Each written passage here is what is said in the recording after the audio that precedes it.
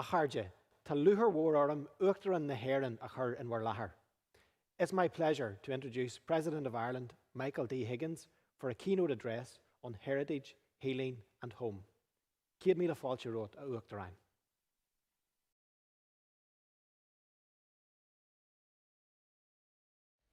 May I thank Professor Paul Bartholomew, Vice-Chancellor and President of Ulster University, Dr. Sean Farren, Chair of the John and Pat Hume Foundation, and Dr. Thomas P. O'Neill III, Lieutenant Governor of Massachusetts, for the invitation to be with you today to address the American Conference of Irish Studies, hosted this year by Ulster University at their Magee campus in Derry. As we know since its foundation, Magee College continues to play a distinguished role in the Northern Ireland peace process and in conflict transformation in general. It is very fitting, therefore, that the Chair in Peace, inaugurated by President Clinton in 1995, recognises not only the remarkable leadership of John Hume over many decades, but also his substantive contribution as a university professor, one who brought his unique perspective to shaping this work for peace for the future.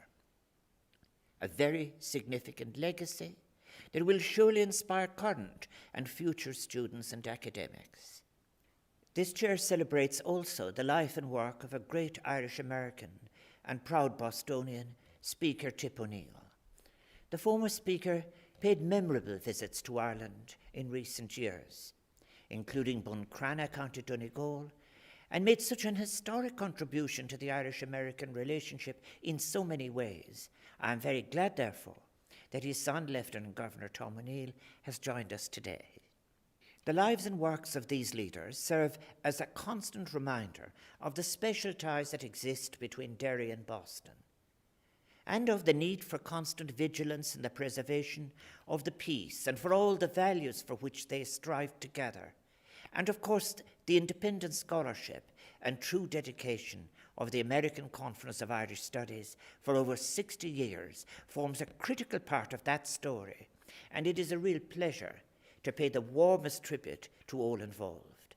May I pay a particular tribute to Pat Hume for both her own role and the role she and her husband John played in the Northern Ireland peace process, and indeed continue to play through the medium of the John and Pat Hume Foundation, launched last November, supporting and inspiring leadership for peaceful change through a wide range of thought-shaping, outreach and support activities.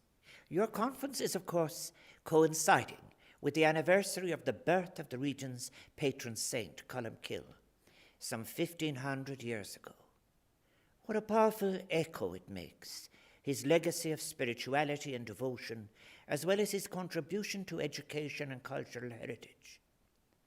The hosting of the conference in Ulster University in Derry, Dara Columkilla in Irish, is also so apposite, being as it is at the intermix of cultural expressions and so much the richer for it. What an appropriate setting we have then to consider the arts, literature, music and storytelling traditions of the Derry area, a city recently designated as a UNESCO Learning City. The conference offers an opportunity to examine in some depth the evolution of this Northwest City region from earliest Columban times, whilst also celebrating and drawing inspiration from the rich work of local renowned contemporary, artistic, literary and political figures that include such internationally recognized and honoured heroes of Ulster, such as Seamus Heaney, John Hume, Brian Frew, Seamus Dean, Willie Doherty, Eilish O'Connell and William C. Campbell, all of whom have made an indelible mark in their respective fields. The recent death of Seamus Dean is an incalculable loss to Irish writing, as his passing represents not only the loss of a foremost critic, but of a distinguished poet, novelist, and internationally acclaimed university teacher. To Derry, he leaves the incomparable legacy of the life, the writing, the concerns, yes, the despair, but the hope and humour too, that he shared with its people, and to which so much of the work would respond. Few cities have a writer more embedded in its people, its history, its challenges, its hopes, and its unique humour. The conference theme, focused as it is on that of heritage, home, and healing, invites me to reflect on some of my own experience in this area. It was one of my privileges as the founding Ara van Rijn Culturas Gaeltachta, Minister for Arts, Culture and the Gaeltacht, to introduce the bill that became the Heritage Act in 1995, which, amongst other things, established the Irish Heritage Council on a statutory footing. It was a matter of principle for me when I took office as Ireland's first Minister for Culture and the Gaeltacht in 1993, that heritage and culture would be elevated as a portfolio, given parity of esteem, as it were, within government, strengthened too in terms of its resourcing, so that we could identify, preserve, promote, and enhance Ireland's heritage in its widest sense. All of this considerably assisted by structural funding from the European Union. I do recall that I felt it necessary at the time to suggest that the word heritage had become somewhat narrowed in usage, to a dangerous point of being used as a background invoked for all too short tourist consumption, rather than an invitation to the slow, thoughtful visit to which such a people's resource of generations deserved to receive. This created the danger of basing policy on a cliched image of what was assumed visitors to Ireland wanted to see. Such a utilitarian reductionism, I believed, and I remain convinced of that belief, was both blinkered and myopic, in that it did not ascribe sufficient recognition or importance to much of the natural, built and cultural resource that constitutes the fullness of our heritage. I have always preferred the Irish term Aireacht, which I suggest more accurately captures the totality of our heritage, built and natural, invoking too, as it does, the context of legacy, of transmitted knowledge, respect for nature, wisdom of previous generations, and a duty of care. In introducing the Heritage Act, it was my hope that we as a nation would re-engage with and rethink what heritage means as forms of identity inherited, but also achieving this in a dynamic process of continuous reimagining as a component of identity. Taking the word in its widest sense, heritage or Aireacht, can be said to embrace all those elements of Irish life, north and south, which we have inherited from the generations gone before us, and whose continuing survival into the future depends on the attitudes and actions of the present, the Sauliacht, imagination, which we can share in such a task. I am saddened, I must say, as I speak, to know that such terrible damage to our shared heritage, north and south, has been experienced in the Mourne Mountains and in Killarney National Park. I am filled with disgust that it is the likely case that we cannot discount deliberate action as a source. Such a loss. In recent usage, our concept of the word heritage has evolved, and now the concept includes not only tangible heritage, but also elements of our intangible living heritage, including that from the artistic and cultural spheres that include songs, poems, books, and language. To that point that when we speak of heritage today, we're talking about our interaction with all of the world around us, both real and abstract, our multiple identities, and our need to tell our stories in our diverse ways. In relation to all these aspects of heritage components, the parts of the process and experiences of lived culture, I do agree with Mark Patrick Edelman that Ireland, in one important respect, has the experiences and the qualification to position itself as a conservatory of mythology, in using our vast mythological archives to provide a haven for this part of ourselves. We are so much fitted to provide for Europe and for our particular region of the world an oasis in the desert of unilateral thinking, as Mark Edelman put it in his recent book, Living with Mystery. By mythology, Edelman is referring to a third way of truth between fiction and fact, such a mythopoetic language as has provided and can continue to provide a middle voice, a third language that bridges that gap between science and the spiritual in our society. In our increasingly fragmented, polarized world, myths have the potential to retain their power, not simply as stories, but as shaping agents in society with the potential for providing cohesion. Our Cartesian period in what we call the Western world may have left us in a limiting cold of reason, for which, may I suggest, we may need the warming of the heart.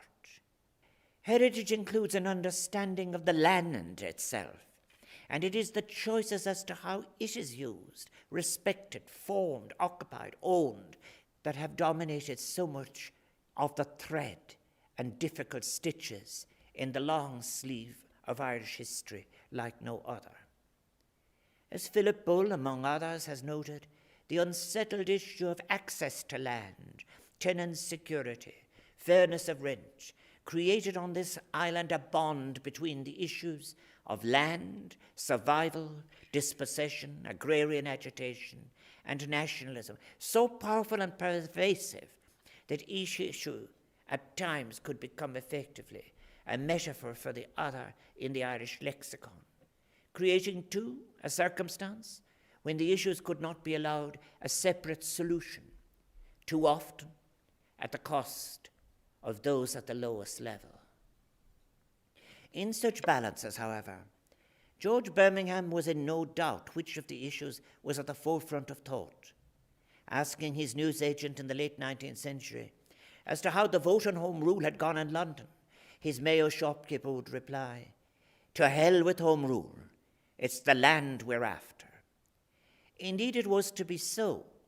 Land is exhaustible, capable of being used up.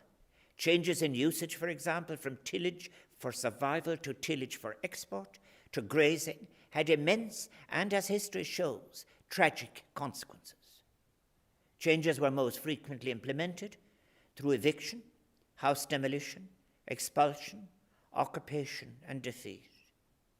Not voluntary. Being driven from the land, one's shelter torn down or burned, was a major source of dispossession, and forced in time those migratory flows which became key features of Irish history for many centuries. Such dispossession, as lived in memory into the modern period, can be traced in their early forms, at least as far back as the Cromwellian land grants of the 1650s, the payments to his soldiers for the successful invasion of Ireland that would be paid for by the confiscation of estates and land held in common. With the Elizabethan conquest, the Cromwellian conquest of Ireland, and the organised plantations of English and Scottish settlers, the patterns of land ownership in Ireland were so fundamentally altered, with the old order of transhumance moving from lowlands to highlands and seasonal adjustments, and open-range cattle breeding becoming replaced by a structure of great landed estates, small tenant farmers who held precarious hold on their leases, and a mass of landless labourers who struggled to survive. Even though feudalism was not part of the Irish experience, those at the bottom experienced what were conditions of serfdom, or worse than the protected vassal of the European experience. For example, those in the lowest rung paid for a wattle shelter and a potato patch with 200 days of labour paid to those in the rung immediately above them. As to regional patterns, the custom of tenant right, commonly referred to in Victorian Ireland as the Ulster custom, was of course a defining aspect of the land question in the north of the country. This practice by which rural tenants claimed property rights in excess of their contracts with landlords, allowing departing tenants to exact a payment, a goodwill as it were, above the yearly rent from those who wished to replace them in their farms, thus creating two sets of relationships between tenant and landlord.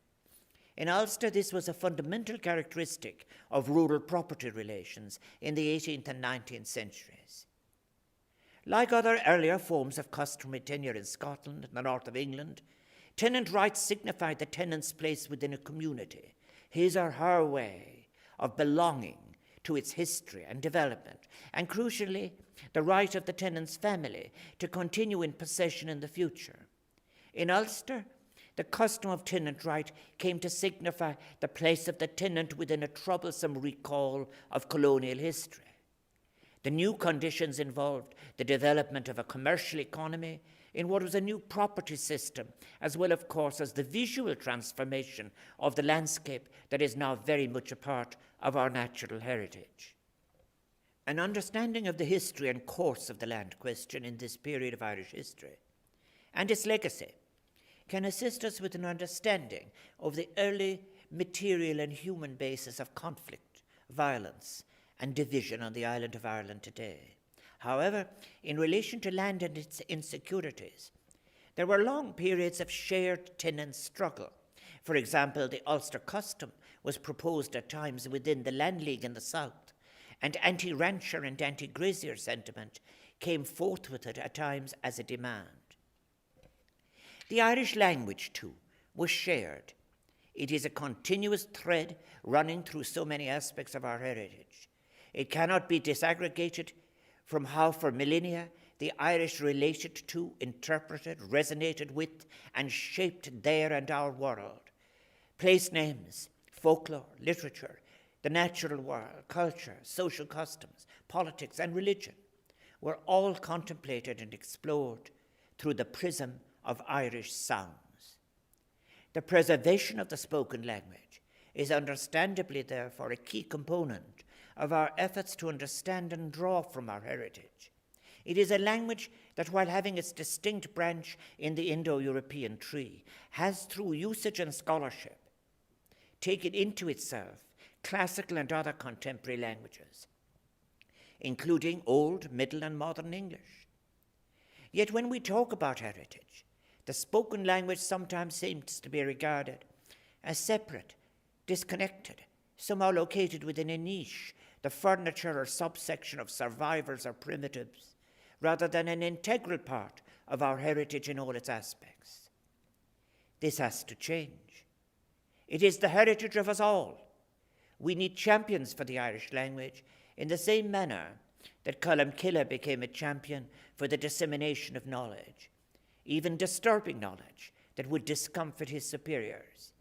We need to redress a situation where what we publish as heritage policy is not available in the Irish language, an unacceptable contradiction. In 2013, I had the privilege of making a personal pilgrimage to the island of Iona, where I was able to pay tribute to St. Columcille, the abbot and missionary so synonymous with Derry, and the founder of Iona Island's greatly influential abbey. A monk who valued the creation and acquisition of knowledge, but more importantly, its dissemination, values which scholars in Ireland, north and south, have taken to heart and have made manifest across the centuries through a commendable commitment to education and scholarship. Columcille, together with being the patron saint of Derry, was a towering figure in our island's political, diplomatic, cultural, scientific, and religious history.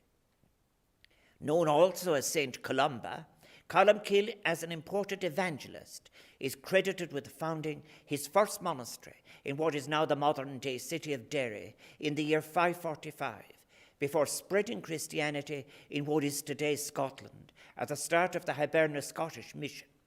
His foundation of Iona Abbey created the dominant religious and political institution of the region for centuries.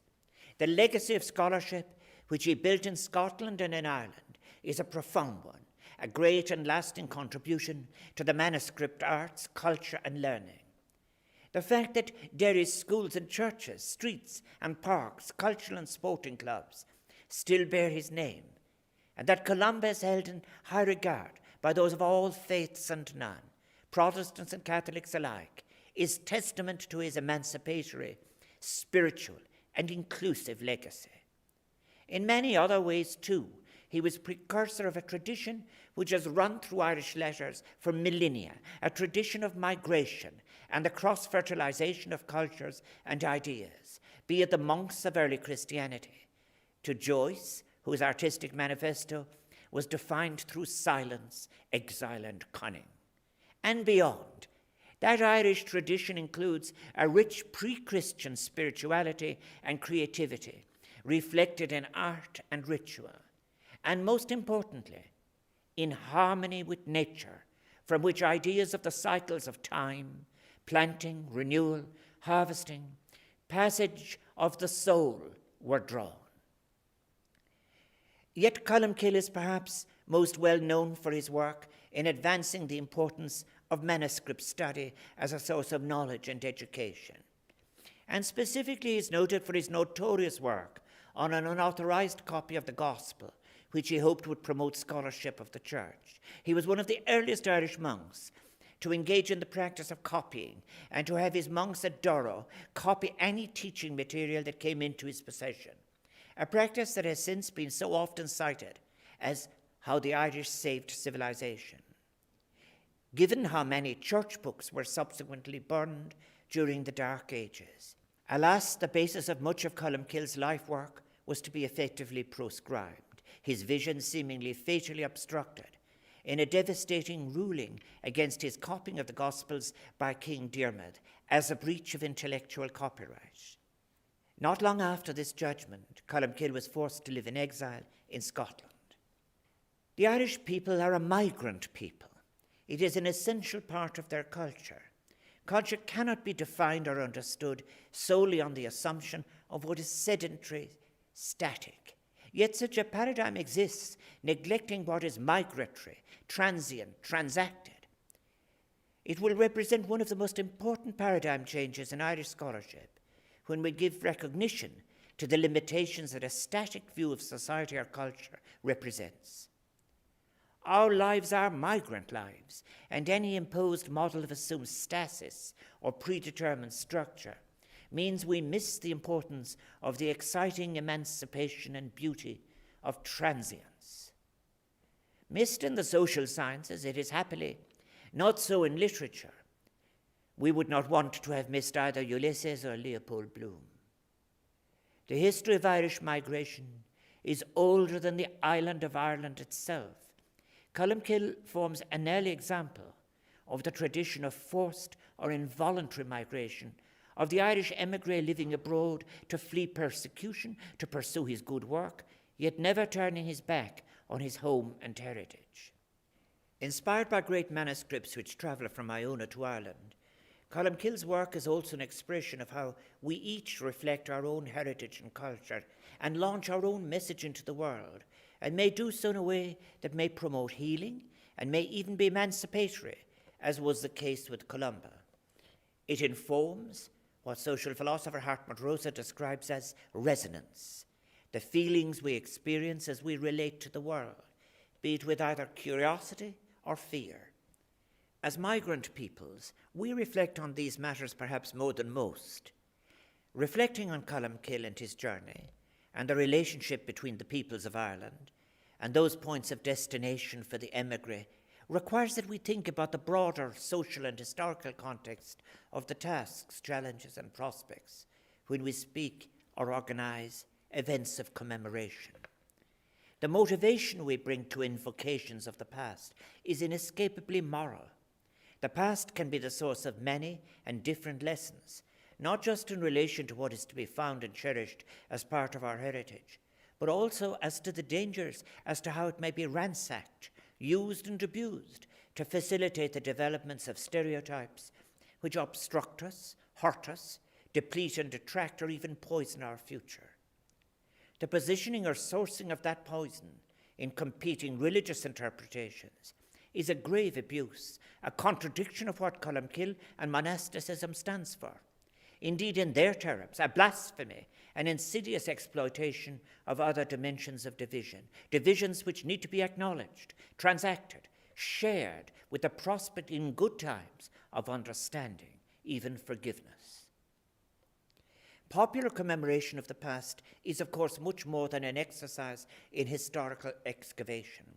The work of historians, archivists, archaeologists, and others is essential, as it is through researching and presenting a factual recovery that their work can assist in furthering our comprehension of events in our past and the lives of those who came before us. When we engage with commemoration, we are inescapably entering an area that requires ethical reflection and moral courage, as well as responsibility. And of course, all of it achieved with the necessary courtesies of discourse, aimed at a parity of narrative respected. In the course of the present decade, the decade of centenaries, we are in the midst of a period of reflection in which we consider the series of transformative historical events that would affect the lives of every person on these islands and shape our relationships for much of the past century. In Ireland in particular, we have already seen the centenary in 2012 of the Ulster crisis and the signing of the Covenant, which is a foundational moment for the Unionist community. We have in recent years marked the centenary anniversary of the proclamation of the Irish Republic, and now we are challenged to mark subsequent events which led to independence and to partition. In this decade of significant centenaries, we are challenged to engage with our shared past in a manner that is honest as to fact, authentic in aspiration, and inclusive in method, such as might assist in addressing and leading to a healing of conflicts that cannot be forgotten, but must not be allowed by their not being faced to cripple our present or future possibilities. The purpose of forgiveness, after all, as Hannah Arendt put it, is to remove the capacity of a past event to make us lose the present. The complex events we recall during this decade are integral to the story that has shaped our nation in all its diversity. Issues of the fullness of context in terms of what has been or is being taken into account or being excluded cannot morally be avoided, I suggest. I have given the title Machnamh to a series of seminars I am organising in Áras an Uachtaráin with a range of scholars from different academic institutions. The term Machnamh is an ancient Irish one, encompassing reflection, contemplation, meditation, and thought. Over the coming year, I will continue to host this series of seminars, inviting reflections on the Civil War and partition, having recently held 3 seminars focusing on various aspects of the War of Independence. Leading scholars from different settings and with an array of perspectives will share their insights on the background and context to the events of that formative period of a century ago, and will also critique the nature of commemoration itself. Through Machnamh 100, my aim is to facilitate discussions on specific themes I have chosen, seeking to explore more fully the various aspects of that period in Ireland's journey, drawing in new scholarship, pushing in those omitted, reconsiderations on where we are today, consideration of the legacies that were left as opportunity or burden for the societies and jurisdictions that were to emerge subsequently. Machnamh is an exercise in ethical remembering, requiring us to shine a light on overlooked figures, neglected themes such as social class, comparative history, and events from below. It is an attempt to have a more comprehensive, balanced, and inclusive perspective on, for example, the independence struggle, the tragic Civil War, and the response to it, the different evolutions of 2 states following partition, the assumptions held on different sides. We critique imperialism as well as nationalism. A central dimension of ethical remembering is a rejection of the usefulness of conscious or unconscious amnesia, not only of persons but events. It requires the inclusion of all voices, including marginalized voices, the disenfranchised, voices from below, in our recollections of the past. For example, it must include the essential part played by women in the period that we commemorate, the role of class in rural as well as urban settings, and an openness to stories of the other, the stranger, the enemy of yesterday. It is only through an ethical recall that we have any hope of commencing or continuing a process of healing on this island, our shared home. In European philosophical writing, discussions of what is meant by home have been greatly influenced by such seminal contributions as those which came from Martin Heidegger, Gaston Bachelard, and of course Michel Foucault. A definition may be sought to suggest of home as a function of what is built, what constitutes dwelling, what has meaning as residence, simply occupying space with security, a space from which one moves to participate, circulate, a space that constitutes a guarantee of security. I deal in some more depth on this theme in the chapter Home in my recent book, Reclaiming the European Street. Going beyond the theme of home as a set of balances, perhaps between security and freedom, home, geographically speaking, for all of us who share this island, is not merely confined to jurisdictions on the island of Ireland, for we on these islands are as much part of Europe as any of the countries that comprise the continental European landmass. We accept, too, global responsibilities, be it for peace, justice, or the shared responsibility we have undertaken in relation to climate change, sustainable living, or anticipating and preventing global conflict. And it is here in early times that we find in ancient Rome, even in the works of conservative members of the senatorial class, such as Cicero, a commitment to the ideal of political community founded upon solidarity with a shared commitment to an ideal of justice, however hypocritical this may seem, given the exclusion of slaves, women, and even other propertyless Italian men from citizenship would later appear in the historical accounts. This ideal of home, of course, also suffused the civic life of Athens, finding its memorable expression in the politics of Aristotle and the orations of Demosthenes. It provided a basis for an ideal of home as a set of relationships and shared commitments, rather than a settled place, as important as place was. In our contemporary circumstances, then, questions about where and what Europe is have featured prominently in the social sciences and humanities, as well as in political discourse. In particular, since 1989, at the time of the revolutions in Central and Eastern Europe, as well as in the writings from the right on the United States' previous government's distinction in recent times between an old and a new Europe. Under discussion, too, has been the eastward expansion of the European Union and consideration as to what might be the future shape of a European Union that might achieve and exercise such values as solidarity, inclusion, and something much more difficult, accountable, transparent institutions of equal strength and influence on behalf of the European street, as that of the many unaccountable, unregulated corporations who prevail, refusing even to register as lobbyists. As to the physical definition of home, I believe that one doesn't have to make a choice between home as it is defined as region, land, or history, and being European or global. Migrants in time we are, after all, regularly reflecting and transcending borders in our consciousness, experiences, cultures. We are always on the move. Life is movement, conscious or unconscious.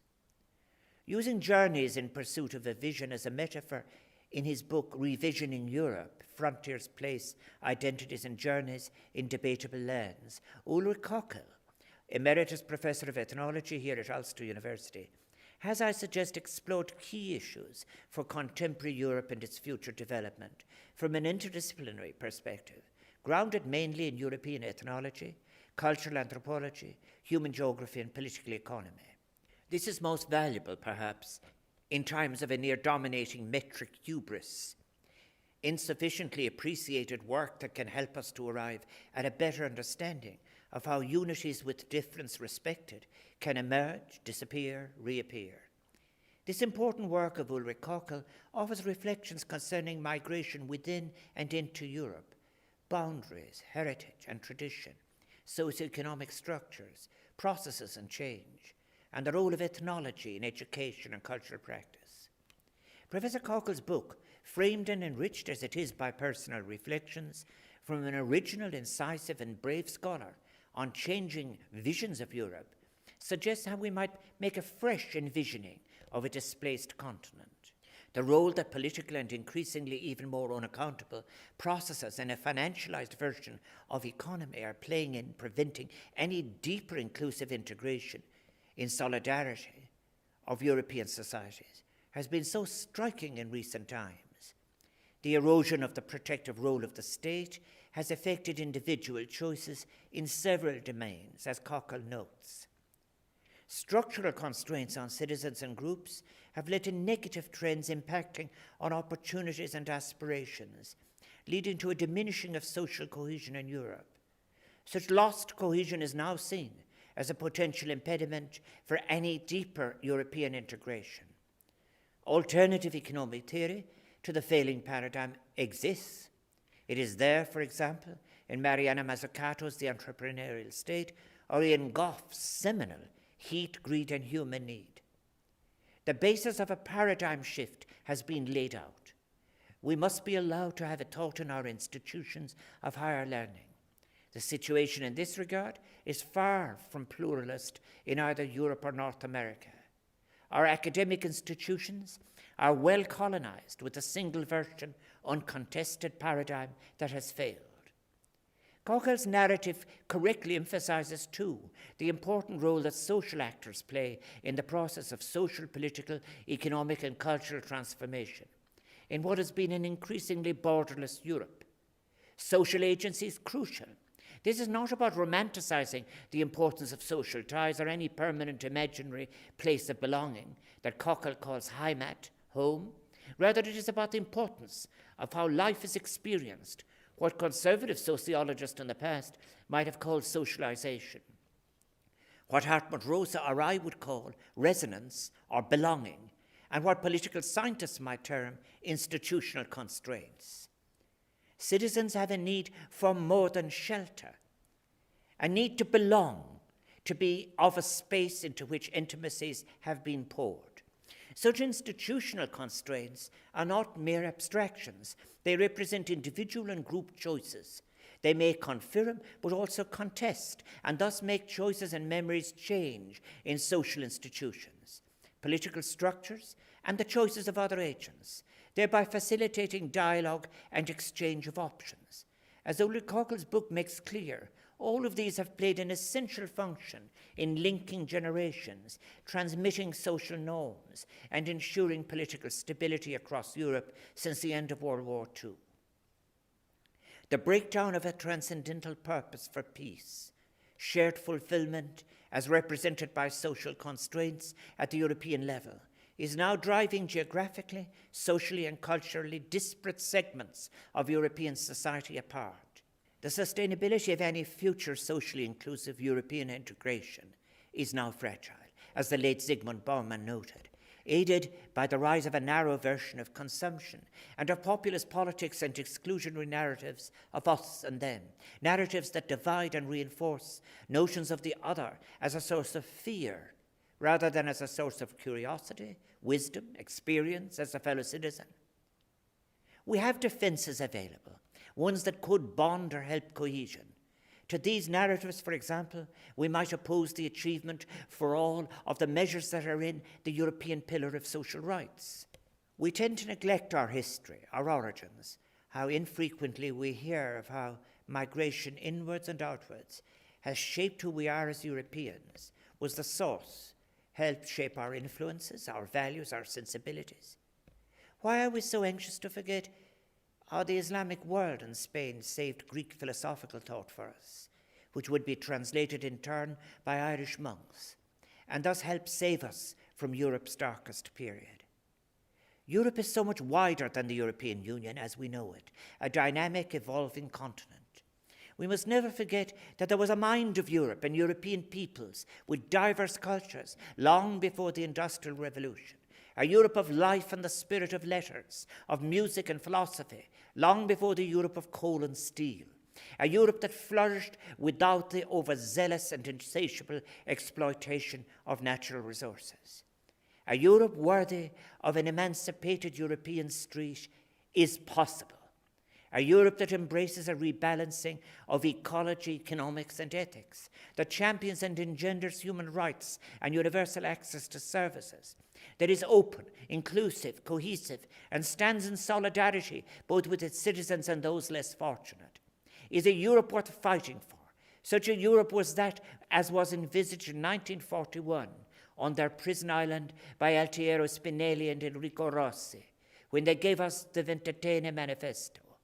It tells you so much of how the European Union is envisaged to simply contrast the frequency of reference to either the coal and steel community of Schuman with the Ventotene Manifesto.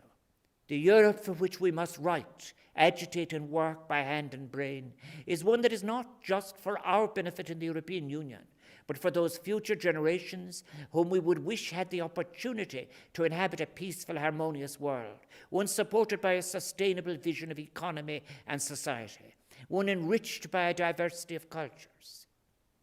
All of the people of Europe have a part to play in reclaiming the European street. Too often discussions regarding closer links between members within the European Union often collapse into a narrow, purely utilitarian economic discourse, are now frequently an exchange of dubious, unchallenged market metrics. Sometimes such takes place safe from critique within a market-dependent academia. There is an urgent need to broaden the debate towards the cultural and social spheres. This includes highlighting the inherently European quality of Irish culture and society of the past as much as the present. As to hope and healing, then, we can only arrive at our destination when we have a deep understanding of that which has influenced us, reflected on that which have been our life assumptions as to where we are now and from where we have come. This involves such deep reflection on our past as may generate hope for the future and go on to engage in and with hope achieve a process of healing. Our individual memory, we must never forget, is entwined with the memories of so many others. Unraveling the knots of memories so as to unlock the power that is in such unlocking, to heal rather than divide, is challenging, can often be painful, but ultimately it is a rewarding and even cathartic task. It is itself an action, however, that carries with it such hopeful and liberating powers beyond immediate concerns. Unraveling these knots requires acts of leadership at all levels and from disparate quarters, from all of us. I am greatly impressed by Irish philosopher Richard Kearney's work on healing in general, and in particular on the importance he attaches to the sense of touch and the carnal.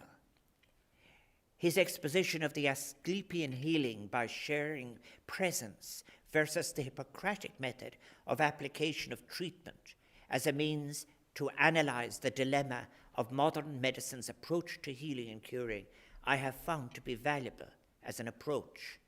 It is insightful.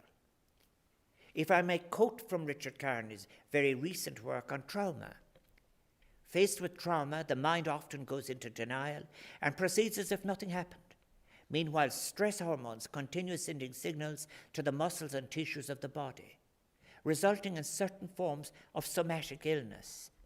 No matter how much understanding the rational brain provides, it cannot talk away the pain.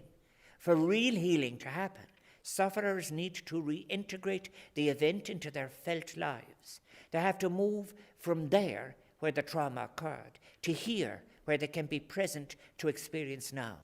That is why we have an obligation with our work to move peace from paper to experience, to the texture of lives lived that carry the recalled reality of terrible loss, cruelty, humiliation, and indifference.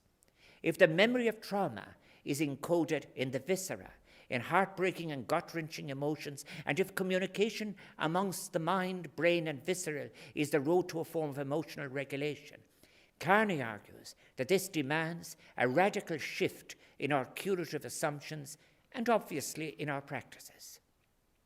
The body is the place where the psyche lives, both personally and communally. The implications of tactile embodiment for public health practice and policy today are many and profound. Scholars such as Kearney and van der Kolk have gone so far as to assert that trauma is the greatest threat to our national well-being.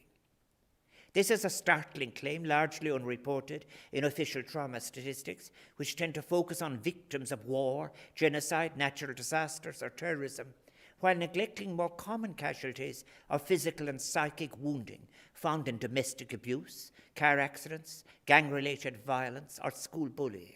Deep healing can best come, as Asclepius the wounded demigod knew, from awareness of the wound, such as is made possible when the wounded are given the opportunity to heal the wounded, when we acknowledge the primacy of deep embodied interactions, both personal and communal.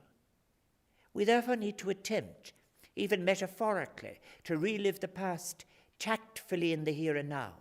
Only then can injured history be transformed into healing present and a future of promise. Aristotle had privileged the sense of touch. Plato gave preference to sight for analysis and won out in Western practice. It gave us precision in definition of the illness, but at a cost, perhaps, of a missing dimension of the social, the shared experience beyond the individual. Asclepius had offered companionship in sharing the healing from the wounded. To the wounded of Ireland, may I suggest, you can be such a strong source of healing, not only for our island, but for our broken world. The need for healing through contact is evident at the collective public level as much as at the private therapeutic level.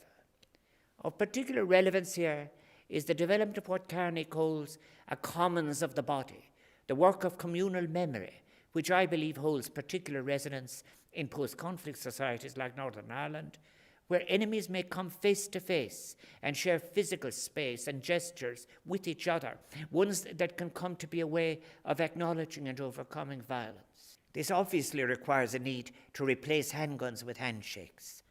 In the making of contact through fora, such as public tribunals for victims and perpetrators of seemingly irreparable communal traumas, in their efforts to find escape from cycles of recrimination and bloodletting, victims and perpetrators can engage in a collective working through of wounds with a real sense of hope of achieving some kind of healing which can in time grow. We do need contact of flesh, I believe. To quote from Carney's latest book, Touch, Recovering Our Most Vital Sense. Wounded by a foreign body, a common trope for trauma, we become a nobody, dissociation, that requires connection with another body, healing, in order to become somebody again, recovery. Richard Carney does believe that we can, with technology, save something from what COVID has done through our loss of touch. I am less convinced. That is a difference of opinion for another day's paper. The themes of hope and healing are themes that the modern artistic and political artist of genius of the northwest region of the island, to which I have already referenced, such as Seamus Heaney, Seamus Dean, John Hume and Brian Friel, understood so well. In his Nobel Prize speech, John Hume spoke of his hope for Ireland. We all join with him in these aspirations at his moment of recognition and celebration. I want to see Ireland, north and south, the wounds of violence healed, play its rightful role in a Europe that will be a shared bond of patriotism and new endeavour. Healing is also a theme that infused so much of Brian Friel's work. In Faith Healer, as well as the theme of exile that is so fitting in the context of our discussion on Columkill. The mysterious power of the Faith Healer, a power that may be interpreted as a blessing or a curse, can be seen as a metaphor for the artistic power itself. Then, of course, Seamus Heaney's powerful The Cura Troy became a widely cited poem in the glow of the 1998 Good Friday Agreement, and continues as an invocation, including the quotation again, and most recently by President Biden in his inauguration speech, carrying as it does its profound and resonant message of the power of hope and healing. History says, don't hope on this side of the grave, but then once in a lifetime, the longed-for tidal wave of justice can rise up, and hope and history rhyme. So hope for a great sea change on the far side of revenge. President Biden's offer of a moral reawakening in our global responsibilities, including how we respond to COVID-19 and climate change, global conflicts gone on too long, is so much in that spirit. May the sea change gain strength and continue. I wish him the blessings of necessary courage. As to scholarly work on Ireland, may I say that there is a debt never to be forgotten as to what we owe to the American scholarship on Ireland for at least 2 centuries, and particularly when at the end of the 19th and through the first half of the 20th centuries, that such scholarship filled a void in relation to the late 19th century for which we in Ireland are indebted. For the work of so many of those who crossed the Atlantic when our research was underfunded and slow. Scholars such as Samuel Clarke, Jace Donnelly, Elif Curtis, Kirby Miller, Emmett Larkin, Barbara Sola, and so many more. Their work is where so much of the work of Ireland in the 19th century begins as source and method. And I am so glad that through the work of the ACIS it continues today with such range, flair and enthusiasm. Finally, there is also an important contemporary link between Derry and Boston in the political, cultural and economic spheres, going back to the years leading up to the Good Friday Agreement, when Boston and Boston College in particular played a key role in providing a space for dialogue in the period before the ceasefires. Both John Hume and Seamus Heaney had close links with Boston College, having been awarded and having taught as visiting professors. We owe a deal of gratitude to Hume and Heaney and indeed to Boston College and those who facilitated their roles in the path to peace.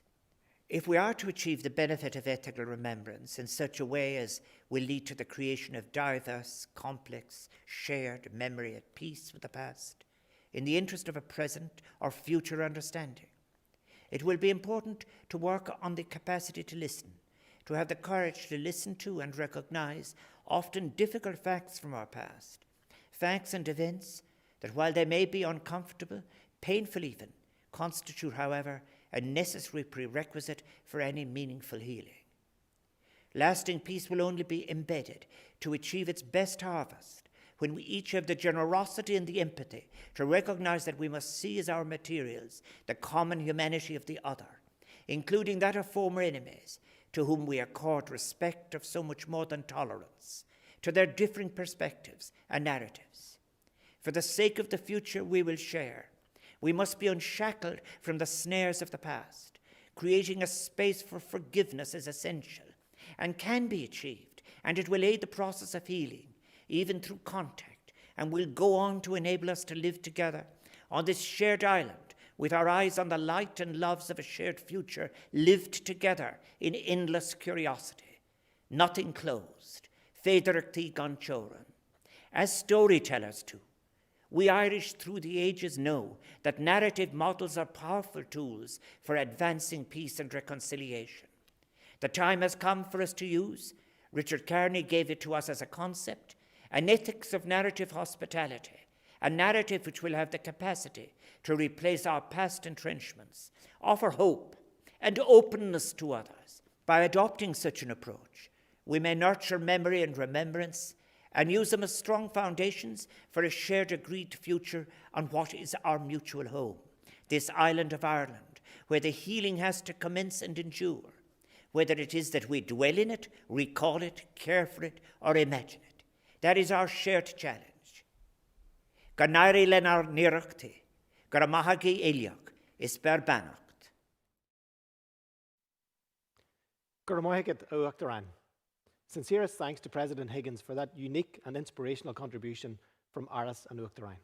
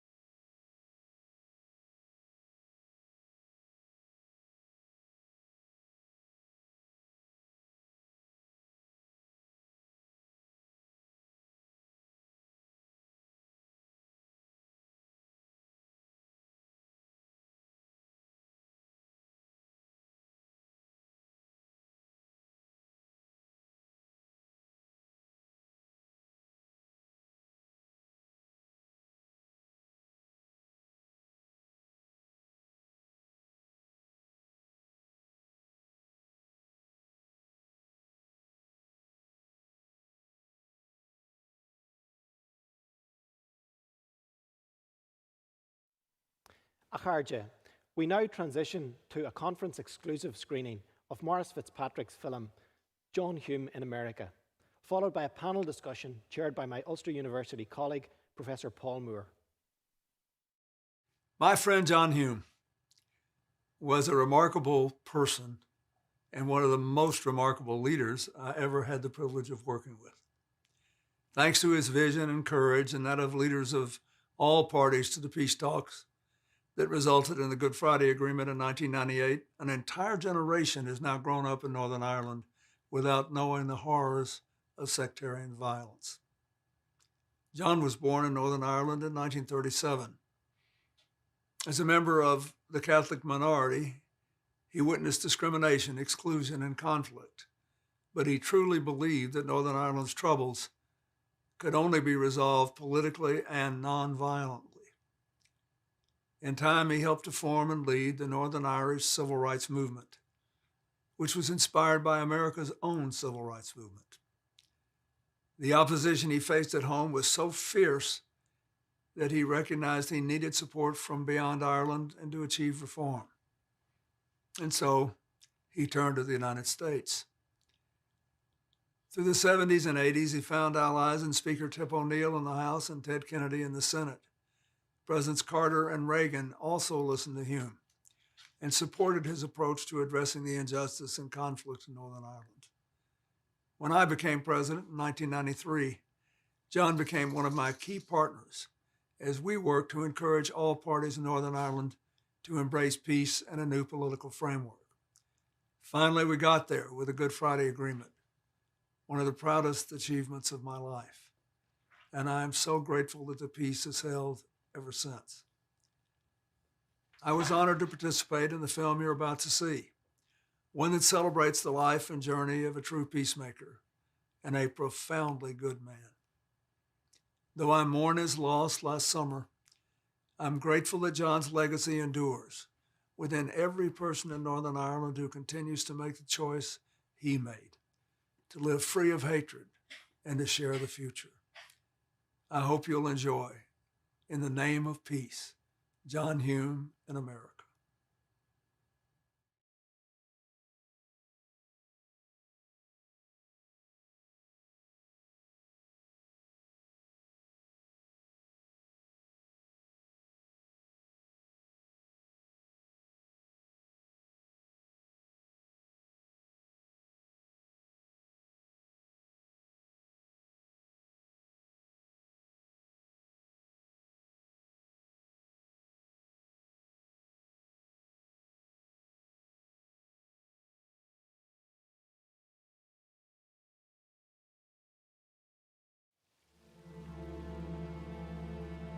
I first became aware of John Hume when he became widely written about in the news.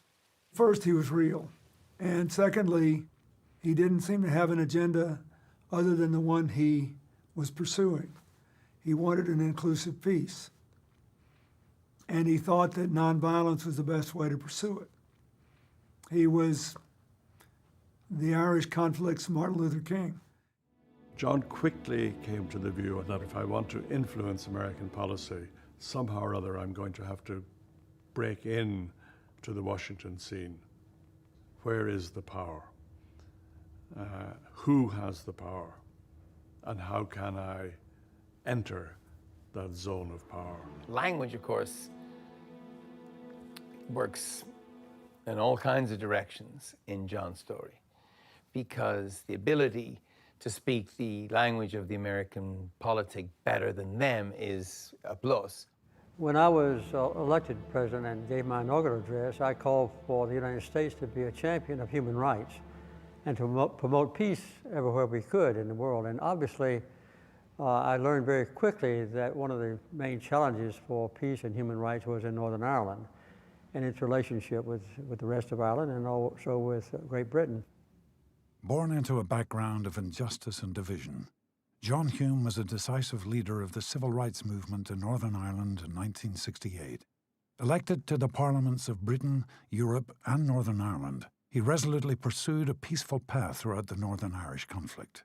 Hume believed that the partition of Ireland in 1921 was a failure to confront the colonial legacy between Britain and Ireland, and that the political structure of the Northern Irish state was a barrier to resolving the division between the people. This is the story of how John Hume harnessed the political influence of the Irish-American diaspora to address that legacy of division and to achieve peace.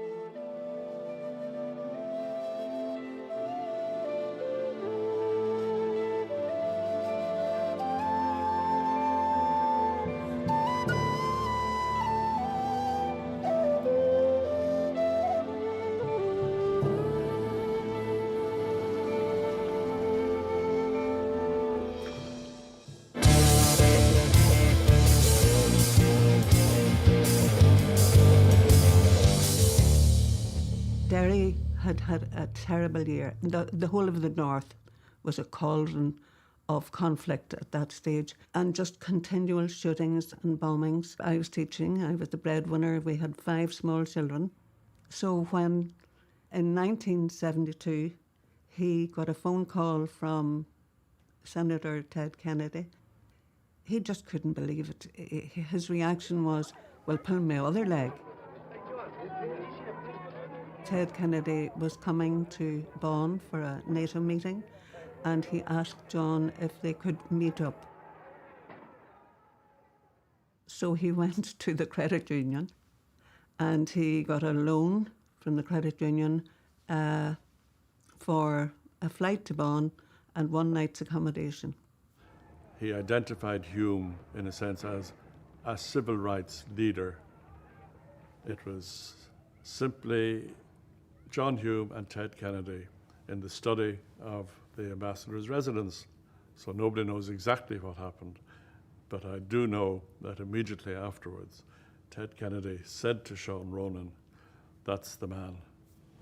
That's the man I will listen to."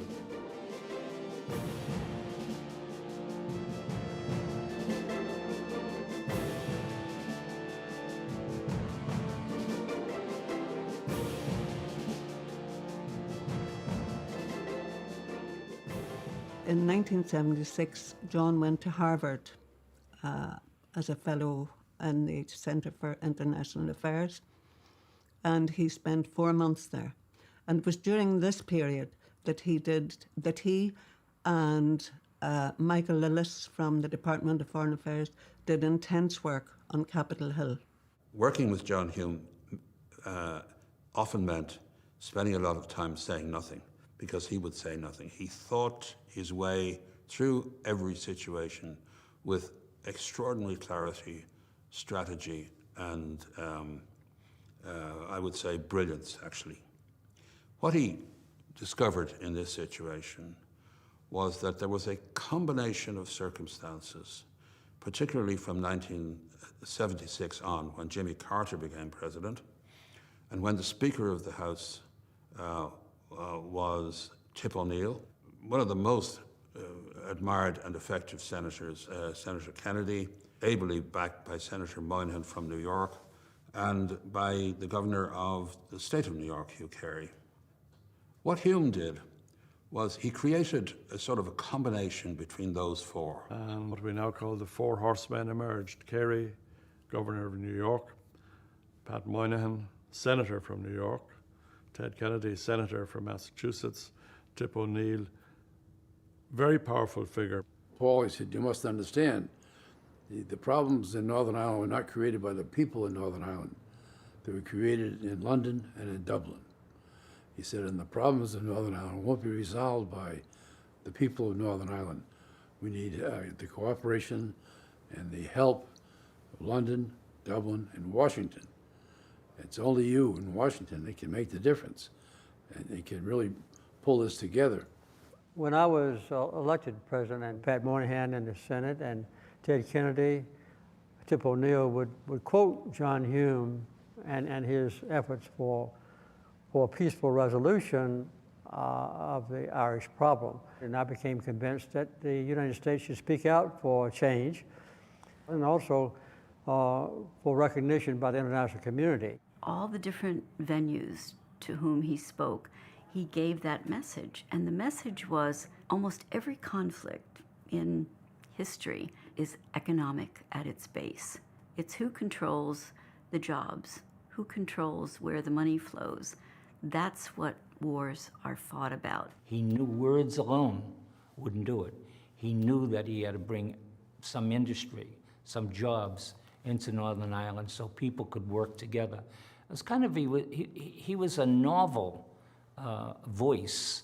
And when we would be on this campaign to bring industry to Northern Ireland, we'd be constantly advocating for that. And John would show up, he'd take the trip across the Atlantic, and he'd encourage that, and he'd praise the businesses for coming in.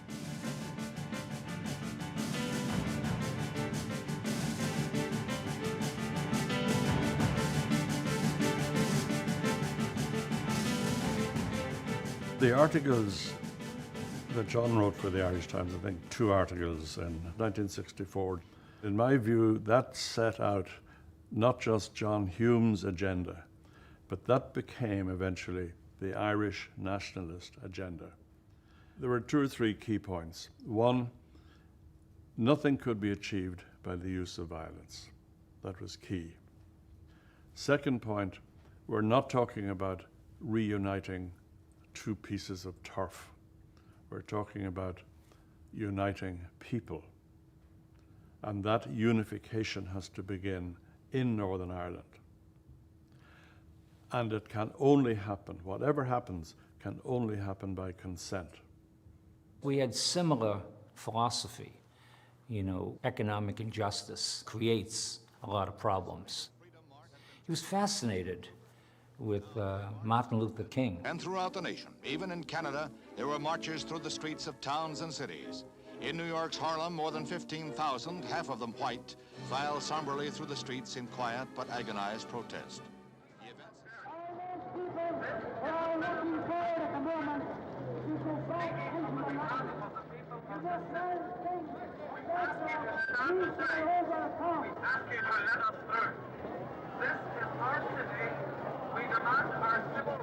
The American media could easily relate to what was happening in Northern Ireland, particularly in 68, 69. It was almost a copy of the civil rights movement in their own country. Now, it was obviously much more complex, and the complexities were not easily understood in the United States. People understood civil rights, housing, electoral reform, discrimination. What was not easily understood was, why was it part of the United Kingdom? Why did people want a united Ireland? The fact that we're now launched on a massive campaign of passive resistance, if Faulkner thinks that the taking down of barricades here today means that the people of this area have withdrawn their opposition to the regime, then of course he's been very deluded. Is it your opinion that the barricades should go back up again? Well, it's my opinion that we should. It's my opinion that we should launch a massive.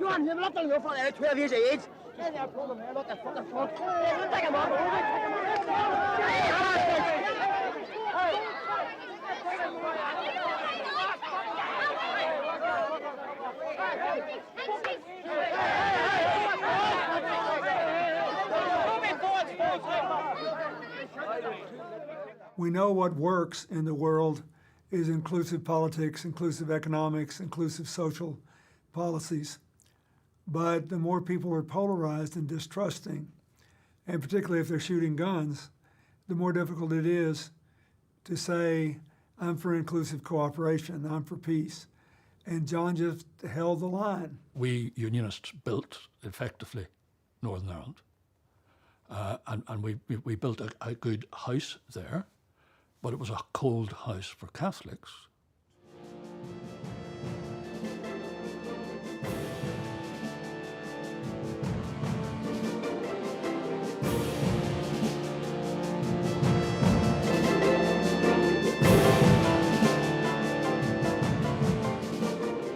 When one tells the majority that it can protect itself only by remaining in majority, one invites it to maintain sectarian solidarity.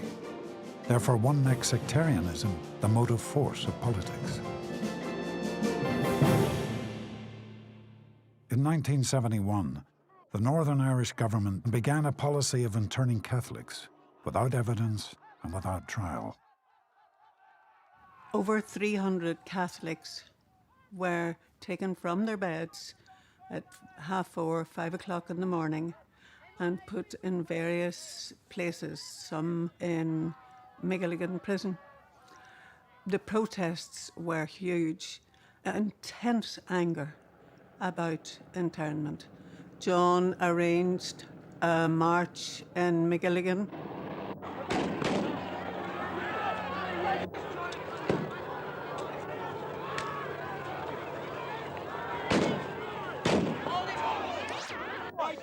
Could you tell me on what authority that you're holding us back here from walking on this is a prohibited area. You're not allowed in a prohibited area, and it goes 3 miles Under out to what sea. law? Would you ask those men not to stop firing rubber bullets at women, please? They will not. They'll stop it, provided you keep away from the wire and don't try to enter this prohibited area. Under what law is it prohibited, or under what authority is it prohibited? Can you tell me? It can be prohibited by the police and by the government. Well, the police tell me that it's you that is in command here, not them. I'm in police and military here, because this is a military area. And under the authority of the government, this has been decreed a prohibited area. Yeah, and are you proud of the way your men have treated this crowd today? This crowd has tried to come in a prohibited area. You, as a member of parliament, will try to stop them. And you shot them with rubber bullets and gas. The crowd was marching over there. The leaders were going to speak to you. Before we even got there, you opened fire. That's right. Fire was open after they came through the wire. No, it was not. No, it was not. Fire was open as the crowd was coming across the beat. Mr. Hume, I'm not here to enter an argument with you. No, I'm not here either. But I wouldn't be very proud of the conduct of your men today. And a crowd of people, and they're totally unarmed people, as you can see for yourself. Jim, if you lead all people away, then we'll go away too. Yeah, but we want to march in there. We're not allowed to march in here. Why not? It doesn't belong to you. It doesn't belong to you. You can't prohibit it. It's been prohibited by your government. Whose government? The government of Northern Ireland. Not our government. And that's why you're here, because it's not our government. There's a number of possible reactions to what had happened at Magilligan. So that one was John's reaction to say, well, if that's the way it's going to be, so that we want to draw back from it, that these people are going to kill us. John didn't seem to grasp that what had happened at Magilligan made a big march in Derry the following week absolutely inevitable. John was very worried about this, and he asked Northern Ireland Civil Rights Association to cancel it. He made it known that he would not be participating in the march. He had no difficulty in his own security, but it was trying to guarantee the safety of everybody else in the march, and he felt it was a chance that he couldn't take, having seen the Paris on the previous Sunday.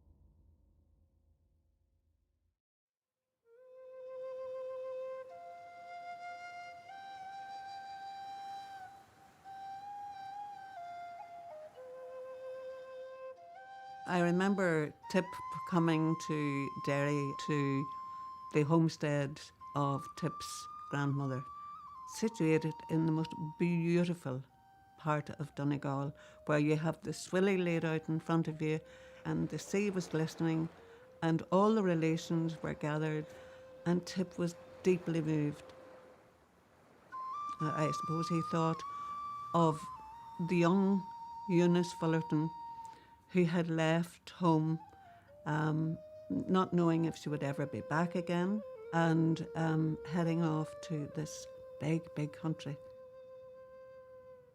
His father's father had worked in brickyards in Ireland, and when he came to America, he landed naturally in North Cambridge because there were brickyards in North Cambridge, and so the folks that came from that area of Cork found themselves emigrating to that side of Cambridge. He certainly knew the history of the Irish and what the Irish-American condition was, and he was old enough and early enough in American history to understand the British and what they felt about the Irish coming to America. Certainly, I'm talking about the Brahmins and I'm talking about the patrician Yankees here in New England and how they treated the Irish and others, frankly, coming in from other European nations. The Irish were Democrats. The Irish Americans were Democrats. They always had great sympathy for the underdog. Tip certainly did. Within Massachusetts, you had this amazing rivalry between Irish Catholics and white Anglo-Saxon Protestants, a struggle that went on for 200 years for control. The Protestant elite, the WASPs, were identified with England, and so Tip identified with Ireland as the underdogs. But he always used to talk about the fact that the IRA had this strong emotional grip within his neighborhoods in North Cambridge, which it did in many working class neighborhoods in Boston. So that, I think, is how he first got introduced to the whole notion of Irish independence and being on the side of the Irish Catholics in the North. Tip took his lead, and Tip took his politics, and Tip took the view of what John was saying. I would say in those days Tip was taking it far more from John than he was from the Irish government, quite frankly. The car bomb was left just outside the front door. Even when I think we tired of it in Ireland, it was still hitting the international news. So for Tip O'Neill and for senior politicians in America, it was on their desk every day. Hume had an extraordinary effect on O'Neill in particular, as of course he had on Kennedy and the other two. But O'Neill was the most powerful of the four of them. He was the second most powerful politician in the United States. And he took this on as passionately as any basic American priority. When he went to the States, one of the models that he talked about a lot, written on the grave of Abraham Lincoln, "E pluribus unum," from many we are one. And he felt that here were people who had to leave the place of their birth because of conflict, because of intolerance, and they went to the States and they were able to come together under the one constitution. And he felt that this was the model. Why can we not get over our differences? Why can we not come together? John Hume turned to me and he said, "You know what the most amazing thing is about the United States?" And I said, "Well, I'd like to know." And he said that it's one country. It was just a great moment for me to see through his filter just how important we were as a model. Those visits to America did him good as well, because politics here during those years were in limbo. And when he went to the States, he was energized when he could see that politics do work, and came back ready to start again. President of the United States, in order to pass his legislative program, he needed the support of Tip O'Neill. And Tip O'Neill had a very different view on many of these issues from Carter, but they negotiated. You know, it was a rare thing for the United States to take a position against the policies of Great Britain government, because most people consider that to be an internal affair just for the people in London to decide ultimately. The State Department was not in favor of what I did, as you may know, but I didn't really consult with them too thoroughly.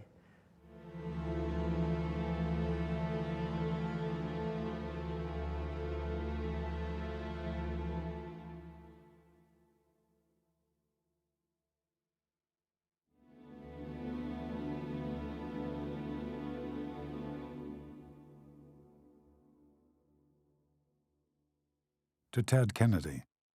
I discussed Northern Ireland with PM Thatcher and will report results of our conversation next time I see you. Jimmy. But it was very important for me to express myself personally to the prime ministers of Great Britain, to let them know that this was not just a superficial statement on my part, but I really meant it, and it was an important part of American policy. Well, the British relationship with Ireland was incredibly troubled for all the obvious reasons, but then you had the American influence, which was a very strange thing for British politics, because at one level, for example, Margaret Thatcher, huge ally of Ronald Reagan. At another level, there were people in America, even people on the Republican side of American politics, willing to support and finance republicanism in Northern Ireland, which obviously had a completely different complexion to it. I suppose if you go back even to the 19th century, you find a concern in British circles about the impact of Irish immigrants in the United States, as they saw the monster of Irish nationalism had escaped the confines of the island and was now frolicking in the United States and being a spoiler again and again to what they saw as the relationship between the two Anglo-Saxon sister democracies. You had a series of efforts by leaders of Irish nationalism responding to the enormous Irish-American interest in Anglo-Irish relations and in the cause of Irish freedom. What they wanted, of course, was to get the United States to pressure the British to be flexible, to be helpful, or even to give in to Irish demands. And that would have to involve the President of the United States, the Secretary of State, and the State Department. But those three offices in the United States, which actually make up the foreign policy of America, were completely controlled by the British. The so-called special relationship had been used to basically freeze us out, even though America had the largest diaspora and the largest Northern Irish diaspora in the world by a large margin. In the early 20s and before, political leaders went to America to raise money for the cause of Irish freedom. But John Hume had a structure and a strategy to what he was at, and he did mobilize the Irish-American influence in the Senate and on Capitol Hill. And once he got his foot in that door, he kept it open. It balanced the situation out. We didn't get, of course, from our side, everything that we wanted. That's not possible in diplomacy ever. But we actually got a voice and considerable influence. This was resisted, I would say, in the most bruising possible way by the British. The IRA had great support here in the United States. The Widows and Orphans Fund, which also went to purchase weapons, there were lots of instances where weapons flew directly from here to there.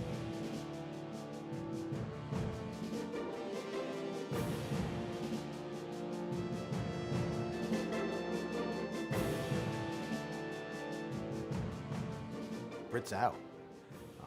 Bloody Sunday. Why are these guys counseling something else? So it was a risk for them. And in Boston, where you had all these jars on the bars collecting money for the IRA, it was a risk for Tip and Ted, and it was also a political danger to them. When I got to Washington, Tip O'Neill created what was called the Friends of Ireland. And it was a membership made up of congressmen who would support the Irish government, support John Hume, support Tip O'Neill. And I joined it as soon as it was formed. Every year we'd put out competing statements. Theirs was harsher on the British and more supportive of the Sinn Féin's agenda.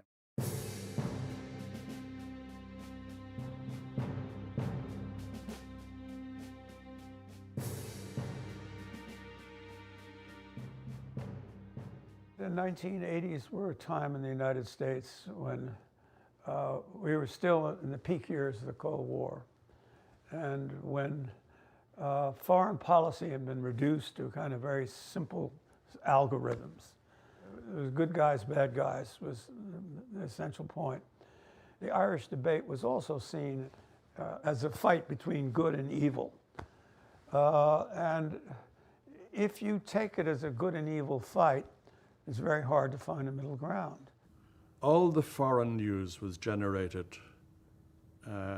outside the United States. Northern Ireland, basically, the news coverage came through London.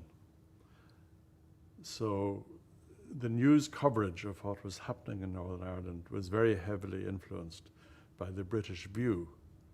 And that was particularly obvious after Bloody Sunday, when the British had essentially fed to the journalists in London a particular line about what had happened in Derry on that Sunday. And that duly turned up in the US media. There was very little we could do in Washington or New York to change that. But what was possible was to get in touch with the editorial types, the people who wrote the editorials, and in particular the people who wrote columns, opinion columns. It was easier to write about the bombs and the bullets and the conflict and why are Catholics killing Protestants and Protestants killing Catholics, and as if it was some sort of medieval story. So to turn that around and make it into a failure of policy, which it was, and John pointed that out, that there actually was a better way forward, and here it is. And he just kept on telling that story until enough people believed him and began to write it in editorials. You would go and meet the editorial board, have lunch with them, talk about Ireland. And it was particularly helpful if John Hume happened to be visiting, to bring him along, because again, that gave legitimacy. Over the years, a small but very influential group of journalists emerged who became specialists on Ireland. People like Michael Killian, Chicago Tribune, Mary McGrory in the Washington Post, Ron Apple in the New York Times. Jimmy Breslin and Pete Hamill up in New York. You had Kevin Cullen at the Boston Globe, Marty Nolan, David Nyan, a bunch of Irish names sprinkled throughout journalism in the United States. And our first reaction was to be sympathetic, anti-British, Brits out. So there was a process of education that had to be undergone, not just for American political leaders, but also for the American press.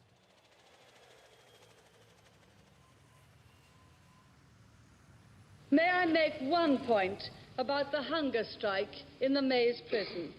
And I want this to be utterly clear. There can be no political justification for murder or any other crime. The government will never concede political status to the hunger strikers or to any others convicted of criminal offences in the province.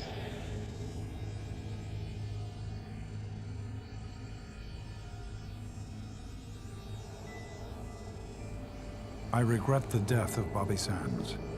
I regret it particularly since it was so unnecessary and could have been avoided. The British government wanted Bobby Sands to die or to surrender.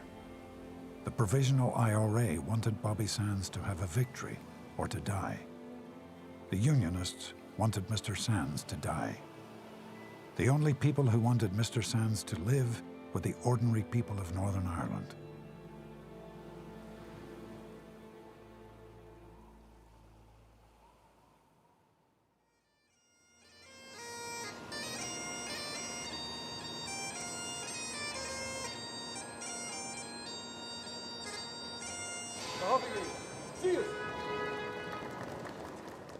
For 11 years, I went to meet the president on St. Patrick's Day, and we got that access. We take up nearly the whole day of the 17th of March with the President of the United States. Irish Taoiseachs and Irish presidents and Irish everybody had that huge influence. But that all started with John and Tip. I had met Ronald Reagan when he was running for the presidency. And I asked him how far back his Irish connections went. To my surprise, he said, "I'm not sure that we have an Irish connection." He had said to me during the election campaign, "If you find that I'm Irish, I will mark it on the first St. Patrick's Day if I'm in the White House." So as soon as he arrived in Washington, I got in touch with him and invited him to lunch at the embassy. Among my many guests, I had Tip O'Neill, Ted Kennedy, Hugh Carey, Pat Moynihan. During the lunch, Tip O'Neill said to President Reagan, "Next year, I'll do the lunch if you would come to it." There was a tradition in Washington that the president never visited the Hill except to make his State of the Union speech once a year. But on the spot, the President, Reagan, agreed with O'Neill, "Oh, yeah, I'll come. You give a party next St. Patrick's Day, I'll come." And ever since then, the Speaker has had a lunch on St. Patrick's Day. There will always be a special kinship between our two countries. And that is why we are here today. That is why Ronald Reagan and Tip O'Neill kicked this off many years ago, to show that admiration and to celebrate this kinship. It is an act of defiance to poke fun at your opponents and then to break bread with them. Most of the support for the Irish, including economic support, historically came out of the Congress from Irish American members more than the White House. Even when President Kennedy was there, it was John McCormick was Speaker of the House. You always had a big Irish force. It is always a privilege to join you for this wonderful St. Patrick's Day celebration. And with names like Obama, Biden, Ryan, and McConnell, you can rest assured that the old sod's stranglehold on power in Washington is as strong as ever. Back in 2008, the Corrigan brothers even penned a song called "There Is No One As Irish as Barack Obama." This is true. As the lyrics go, "From Kerry to Cork, let's hear it for Barack from old Moneygall." And somehow that line did not result in cries for my birth certificate on the campaign.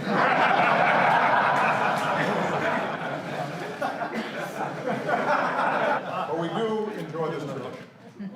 And I want to thank Speaker Ryan for continuing it. It's a welcome break from politics as usual. A moment when we all trade in our red and power blue ties for our green ones. I always imagine every Taoiseach leaving this lunch marveling at how cheerful and bipartisan Washington is. There are two things, at least, on which Democrats and Republicans in America big-heartedly agree. One is that we take seriously our responsibility to be good to Ireland's sons and daughters, because so many of us are Ireland's sons and daughters. The other is that we strongly support a peaceful and prosperous Northern Ireland, and America will always remain a partner in that process. There are those here who have fought long and hard to create peace in Northern Ireland and understand what happens when we start going into these dark places.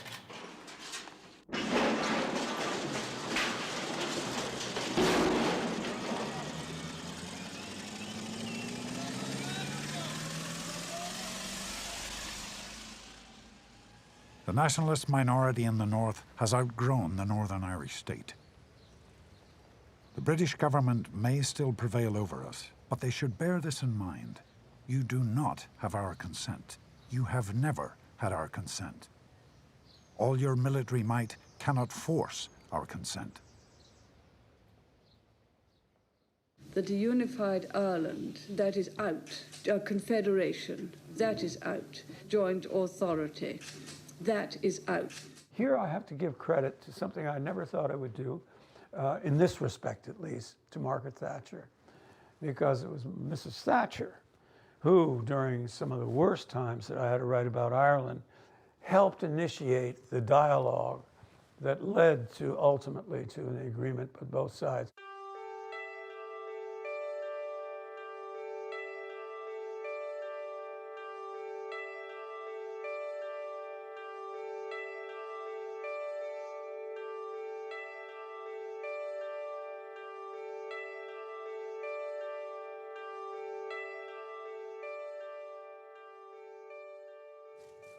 When she signed the agreement with Garrett Fitzgerald. I think Unionists were initially shocked, almost disbelieving that someone like Margaret Thatcher could do this. On reflection, I think that the Anglo-Irish Agreement was the catalyst within unionism for a realisation that in the end we were going to have to sit down and negotiate with nationalists to find a way forward. That if we wanted to get rid of what we described as this diktat in the form of the Anglo-Irish Agreement imposed upon us, then there was only one way we were going to move it, and it wasn't by protest, it was by negotiation.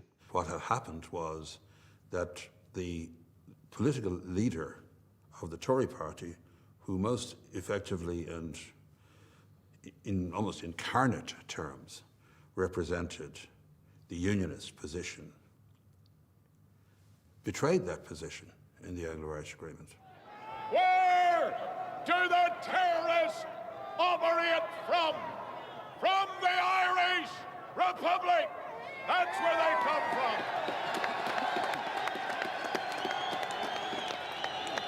Where do the terrorists return to for sanctuary? To the Irish Republic.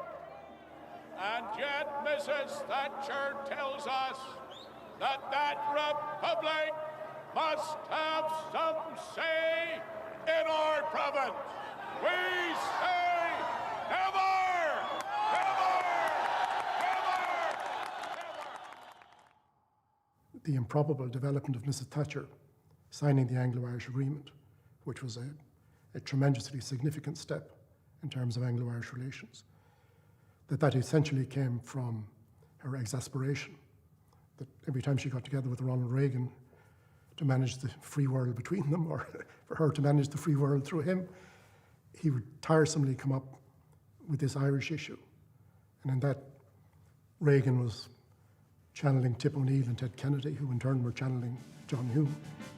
Dear Mr. President, I understand that you will be meeting with Prime Minister Thatcher next. I want to personally share with you my deep concern that the forum, which is the best hope for a peaceful, lawful and constitutional resolution to the tragedy of Northern Ireland, may be in serious jeopardy, Mr. Speaker, as a result of this. During my meeting with Mrs. Thatcher at Camp David, I made a special effort to bring your letter to her personal attention and to convey your message of concern. She herself, of course, came to dislike it greatly, because it went against the grain. Afterwards, she said, through one of her closest associates, Lord McAlpine, it was the Americans who made me do it.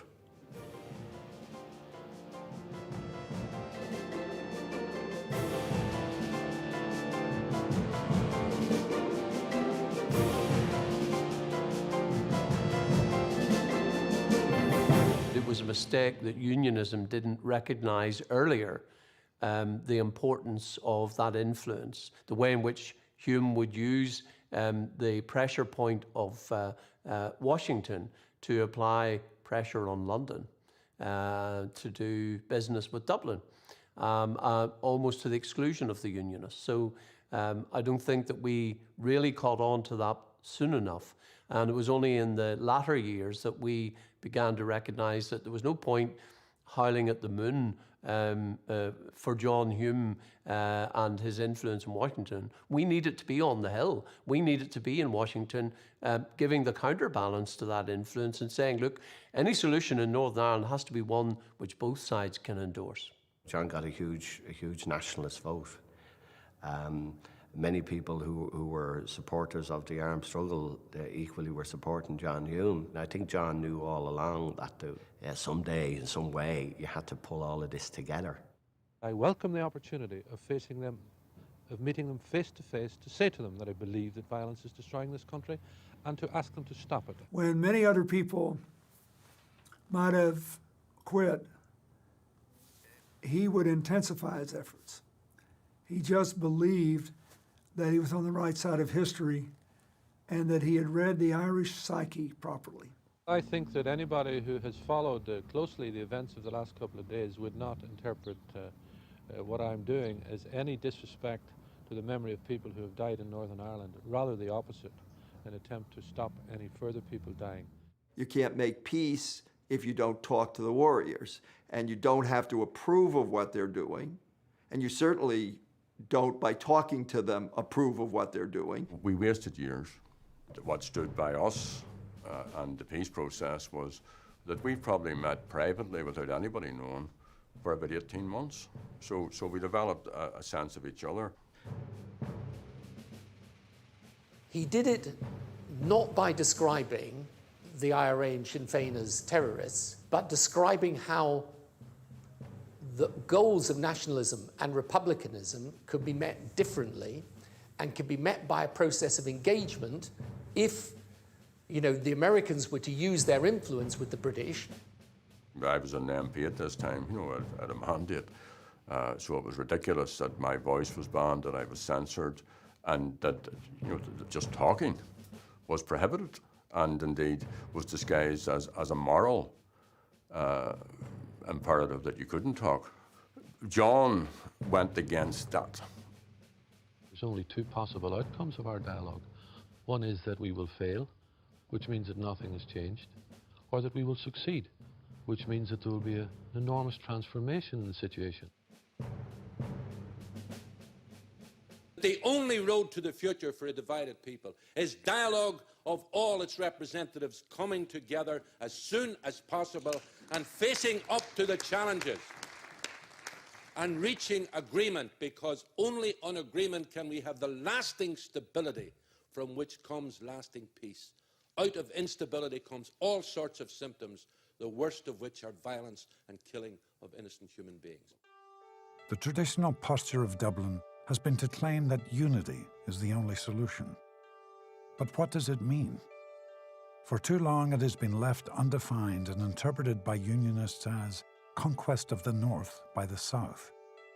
Unity to many has become, incredibly, a dirty word. Ireland must be one of the few places on earth where people seriously suggest that it is wrong to unite people. I knew when I became president that I would have a political opportunity if I were willing to assume the risks. And it wasn't just the risk of alienating the British, it was also the risk that I would stick my neck out and IRA violence would continue, innocent civilians would continue to die, and I would look like I'd been played for a fool. And that, over the long run, had a bigger downside. But I trusted Hume's instincts. He said, you know, I can only take this so far. Someone with credibility, with the harder line Republicans, has got to be there. He grabbed me by the wrists and held my hands and said, look, you can do it. You're near it. It's possible. Keep going.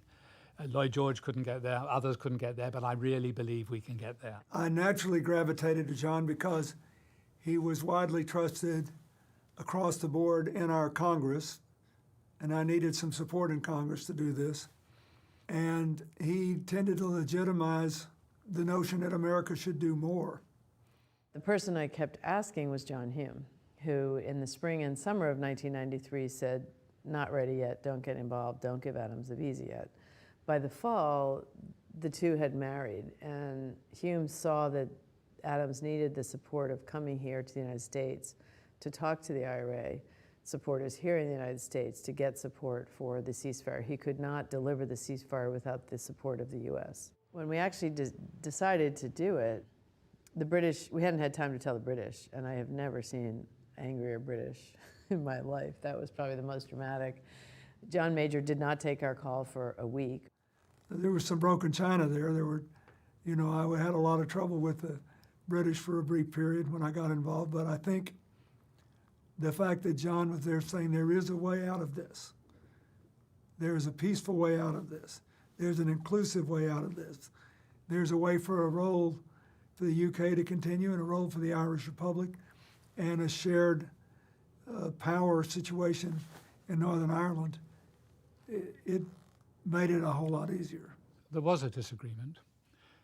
Downing Street was utterly clear that the White House had indicated they would not give Gerry Adams a visa to fundraise in the United States while violence continued. And I think President Clinton came under a great deal of pressure from others and a visa was granted. And I think subsequently he would have conceded that that was a mistake.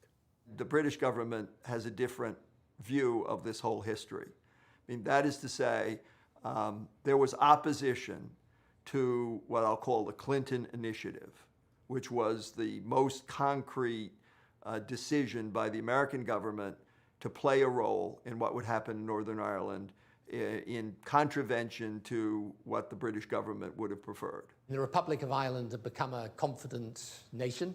We were in the European Union, they were in the European Union. This was a struggle in the north that neither side in the end could win by force. So surely in the interests of people, it should be a rational way through. When you read Gladstone's comments, when you read Churchill's comments, and when you are in the presence of Tony Blair, they knew that American opinion counted. When he spoke, he said, after all these years of incendiary commentary back and forth and bickering and arguing here from Congress, where British ambassadors were regularly summoned to Capitol Hill, he said, I want to thank you for helping to get us through this morass. He went on solo runs, but sometimes very disturbing for other members. He could not take criticism well. He wouldn't take it at all. But that was changed. He always preferred to be on his own. Here was this man who had enjoyed company, but much preferred working alone. That caused difficulties.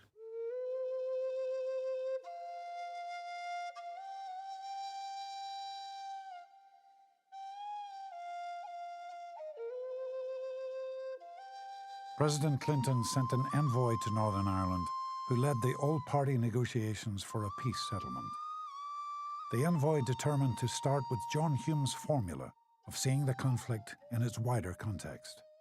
Well, one strand involved the relationship within Northern Ireland between the two communities. So you couldn't really solve the issue without establishing a new and firmer basis for the relationship between Northern Ireland and the Republic of Ireland. That was a second strand.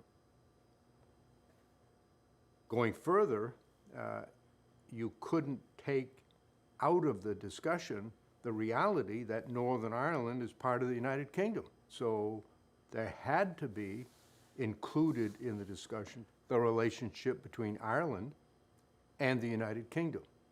That was the third strand. Once that was understood and accepted by all, there was the possibility of devising a way that embraced all three strands. And that was the political genius of John Hume, because it was that architecture that made possible getting an agreement. The night we were in Derry together in 1995, the whole town square was full. People knew it was the beginning of something really special, because by then the ceasefire had come and we were ready to roll, because I felt that we were riding along a surge of history that really had begun in the vision of one man. Hillary and I are proud to be here in the home of Ireland's most tireless champion for civil rights and its most eloquent voice of nonviolence, John Hume.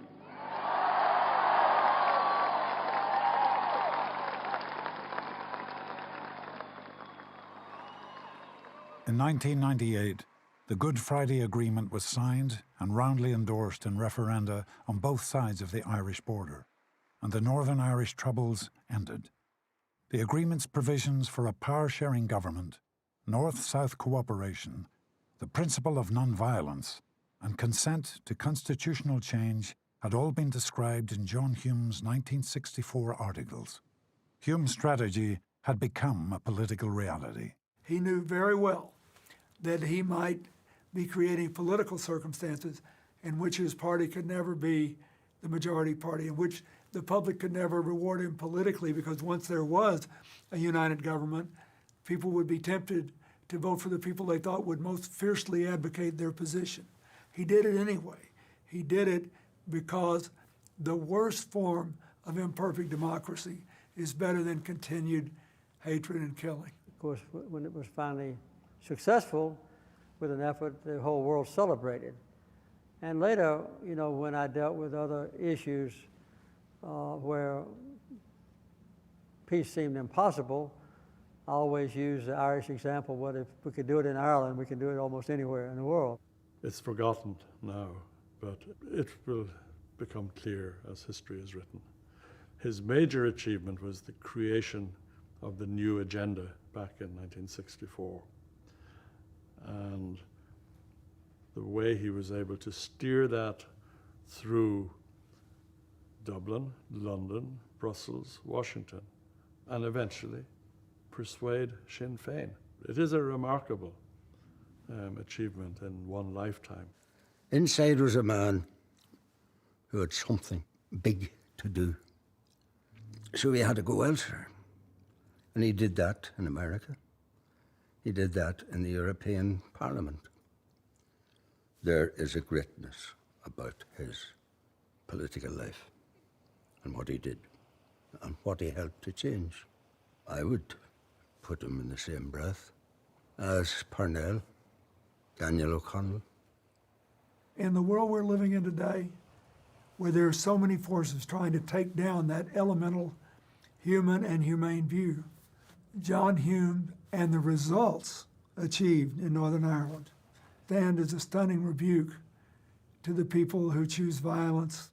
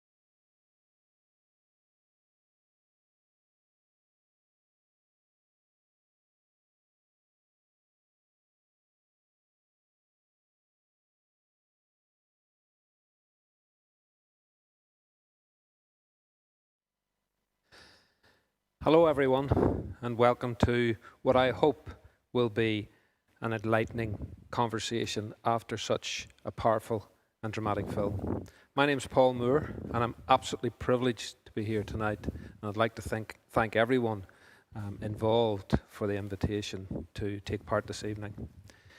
It's very strange to be sitting in this very beautiful, balmy summer evening in this fabulous great hall in Magee, which was often graced by the presence of John Hume. And to realise that many of the things we were seeing on screen actually took place because we seem so distant from it now. And those of us that are as old as me, unfortunately, can remember most of them. We have with us a number of people to discuss tonight. And what I propose to do is I'm going to have a short conversation with the filmmaker, Maurice Fitzpatrick.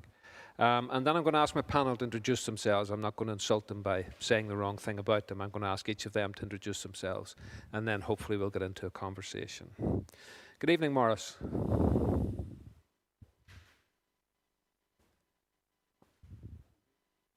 Are you hearing me, Maurice? I think you may be on mute.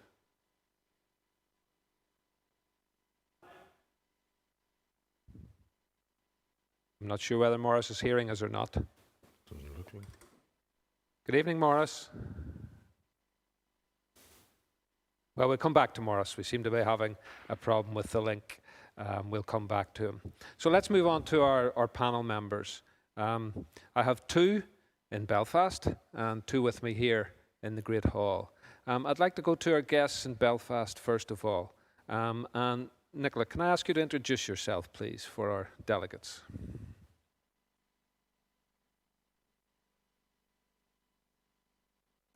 I don't know that we're having a link to our Belfast. Mike, are you hearing me?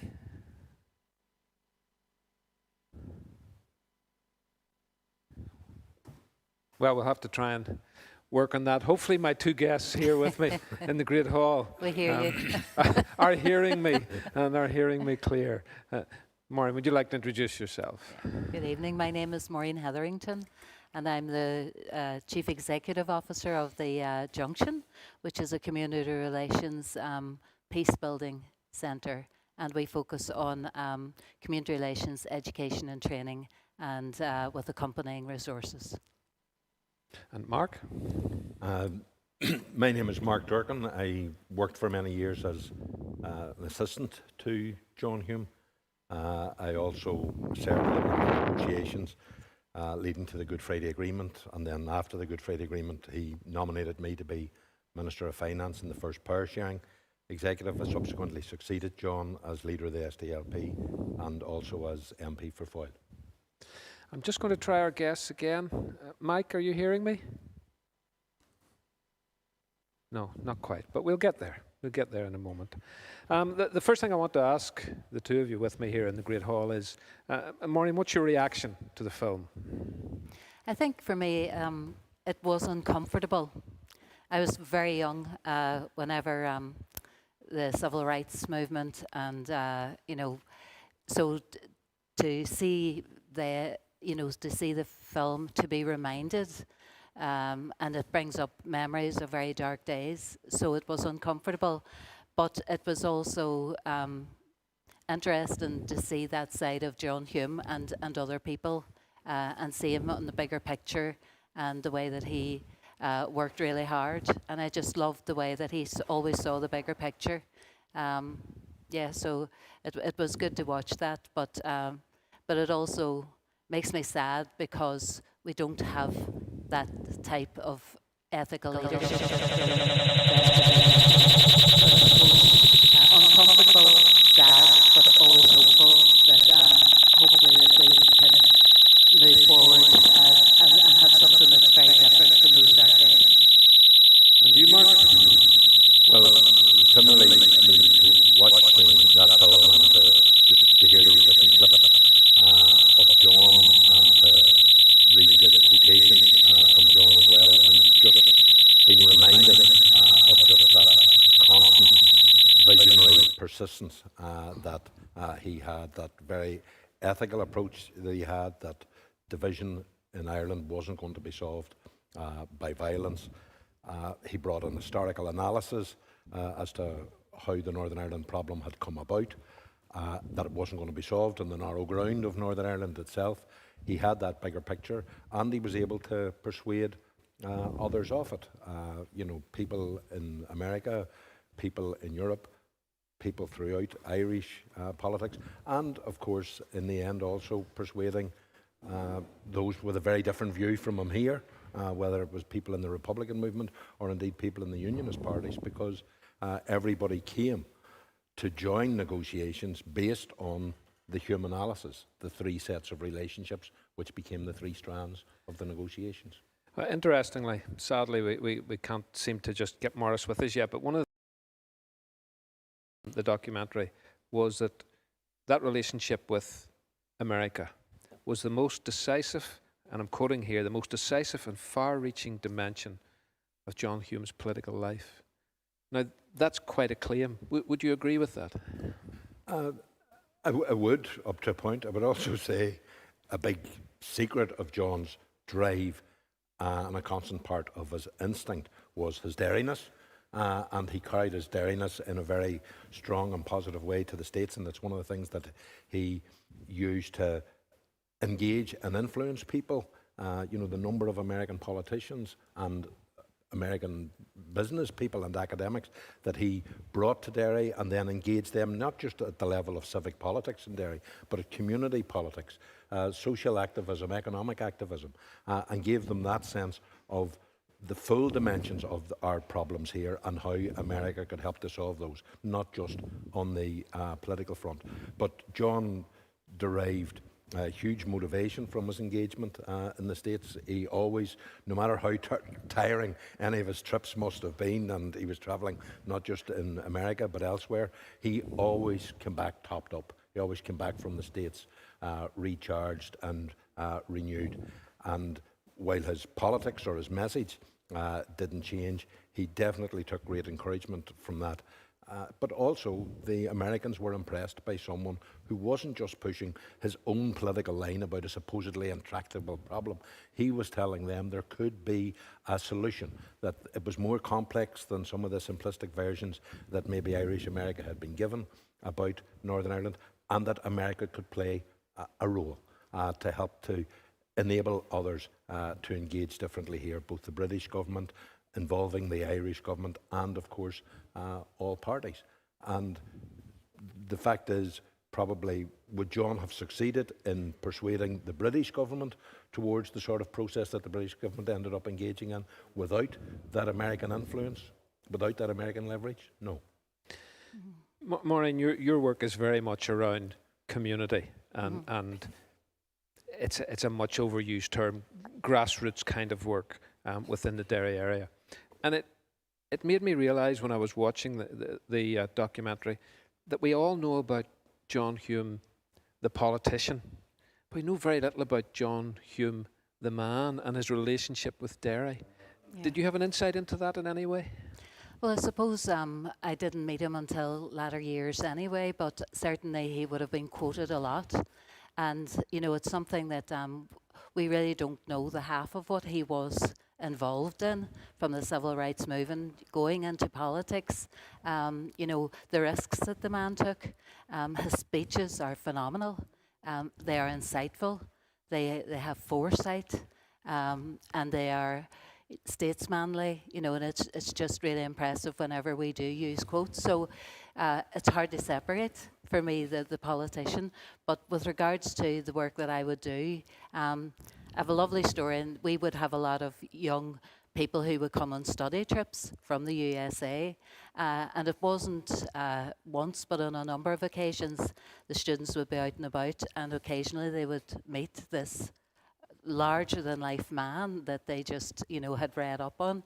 And it was always lovely because they would come back with these stories about this man having a really good yarn with them.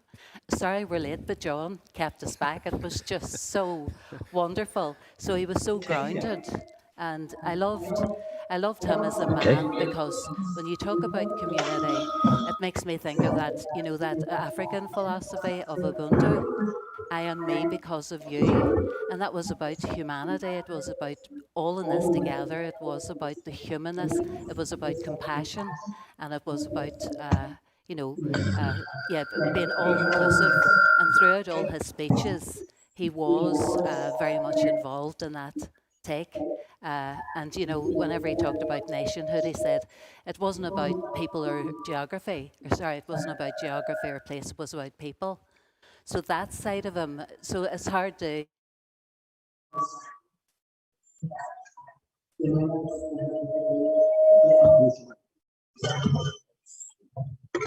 Yeah,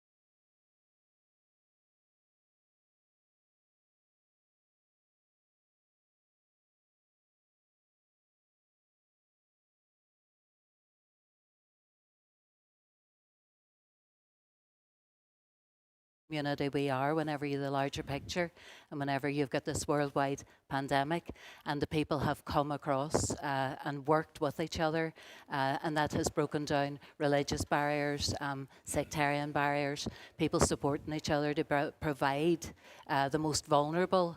And I think that that has been the greatest sense of community. So if anything good that has come out of this awful pandemic is that we are good neighbours. We have generosity and abundance and kindness, and I think that that gives us hope for the future. So for me, that is all linked together, you know. In the early 70s, Mark, Benedict Anderson wrote this seminal book called Imagine Community, which argued that one way in which we move society forward is if we all have the same imagination about what community is and how it exists. And in a sense, John did that. He produced this imagined community for what this place could be like, in a sense. The problem was that we have lots of different people who have different imagined communities, and it was very difficult to buy into that. But it was interesting what Seamus Mallon said, but he was completely single-minded. You know, he wouldn't be shifted from it at all. He would just push for that because he knew it was right. Yep. John was single-minded. But he maybe wasn't as single-handed as Seamus maybe implied, in the sense that John always knew he had to find other people to work with him to help deliver his ideas. And the fact is, that's the story of what he did in America, the influence he achieved, the levels of partnership that he achieved, the confidence that he enjoyed at so many levels. Similarly, working with people in Irish politics of all the different parties, in the different governments, and similarly in British politics, and of course in Europe as well, but also at community level. And I mean, John wasn't. He might have imagined the community. He wasn't out to impose it. He was very clear that his ideas could work for people, but people could find their own space and their own level in it. I mean, he loved this community, but he didn't regard anybody differently if they called this place Londonderry rather than Derry, as he would have called it. Similarly, in terms of how we share the island of Ireland, I mean, John was the one who kept putting the emphasis on, let's get an agreed Ireland, where all of us with our different aspirations as to whether Northern Ireland should be in the UK or United Ireland still can work together and work that common ground, while still having all of those differences. So he was allowing people to bring their own agendas. He wanted people to bring their own agendas. But yes, there were times he had to be decisive that key changes like the Anglo-Irish Agreement, happening against the wishes of unionist parties and unionist people at the time, was necessary. But a bit like Jeffrey Donaldson ended up admitting in that film, John at the time said, this will be difficult for unionism, but there will be a catharsis, and they will find their way to adjusting to a different way of engaging with the rest of us. It was controversial when he said that at the time. People said it was insensitive because he used language like lancing a unionist boy or whatever, which maybe was uncharacteristically insensitive of John. But the fact is, the logic of what he was saying was proved by subsequent events, because it was the fact of the Anglo-Irish Agreement staying in place that unionism had to adjust to find a way to negotiate with others. But also, the Anglo-Irish Agreement enabled him to take an argument to the Republican movement, to those who were justifying the use of violence, to say, look, your arguments have been overtaken by these events. Maureen used the interesting term about ethical leadership. You might say that vision of John's wasn't necessarily ethical, but utopian. Well, I think maybe he assumed a lot would follow. And maybe that was the optimist in him. John probably assumed that once we got negotiations, and if we got an agreement, and remember, John was the one who said any agreement reached has to be endorsed by a referendum, north and south, so that it's legitimate for nationalist because it's endorsed by all of the people of Ireland, and it's legitimate for unionists because it's endorsed by the people of Northern Ireland. And he maybe believed that, just like his reading of the history of the United States, or just like his experience in Europe, that once shared institutions were created, a culture of governance and cooperation would take over. Unfortunately, John wasn't as involved as he should have been because of age and circumstances in the implementation of the agreement, in the post-agreement circumstances. And so we didn't have good adherence to the Good Friday Agreement. The two governments didn't actually adhere very well to the precepts of the Good Friday Agreement. And so it became more patchy and more begrudging. And that's maybe why the transformational effects of the shared institutions that John hoped for and expected, unfortunately, weren't realised. Well, I believe that, delighted to say we can now bring our guests in. I'll come to you in a second, Maurice, if I may. I just want to welcome our two other guests and ask them to introduce themselves. Nicola, you're very welcome, believe me. If you'd just like to introduce yourself. Yes, thank you very much, Paul. So yeah, my name is Nicola Mallon. I'm an SDLP MLA up in North Belfast. I've also the huge privilege of being the Deputy Leader of the SDLP, and I'm also the Minister for Infrastructure in the Northern Ireland Executive. Thank you. And Mike Nesbitt, you're welcome.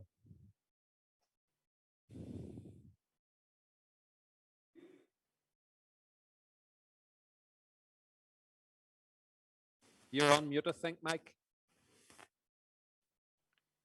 Schoolboy error. It's okay. We've only been doing it for 18 months. It's all right, Mike. I know. So, yes, good evening, everybody. Mike Nesbitt. I'm an MLA for a fairly rural constituency known as Strangford. I'm an Ulster Unionist. I led the party from 2012 to 2017.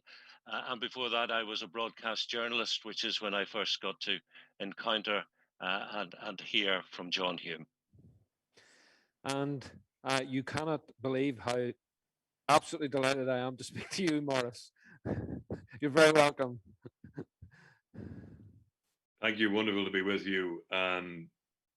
Just briefly, the director, producer of this film, John Hume in America, wrote a book on the same subject, John Hume in America, From Derry to DC. And my first encounter with John Hume was on a previous book and film called The Boys of St. Colum's, his secondary school, of course, school where Seamus Heaney and Seamus Dean and Brian Friel all went to school. And that was where I first heard from the horse's mouth about his Washington explorations. It's interesting you're mentioning that previous work that you did, because I think we sometimes underestimate the degree to which that Post-War Education Act created the foundation on which many of our leading politicians and leading civic leaders came through, and it's sometimes underestimated, I think. Yeah, fully agree. I mean, I remember in research for that Boys of St. Colum's story, in the library in the archive of St. Colum's College today, I encountered a speech John gave in which he said, when the history of this school is written, this will be the landmark moment, the moment when kids from working class backgrounds, farming class backgrounds could first go to school. And of course, then onwards towards university. He went to Maynooth, but many went to Queen's, and some went south to UCD and so forth. So he was very firm that this, in emphasizing that, and I fully endorse that, the mass education of people, and that means all kinds of people, boys, girls, people from Catholic and Protestant backgrounds, coming of age in the 1960s and suddenly demanding change, asking questions of the society, and Hume was a classic example of that. Well, congratulations. We've all just watched the documentary, and I was saying how it's very strange to look back and realize that we lived through those things, many of us, and somehow they've become slightly opaque. They're not as clear as they were. How do you feel about the documentary now, when you've got a little bit of distance from it now after you've made it? How do you feel about it now? Do you still think you got it right?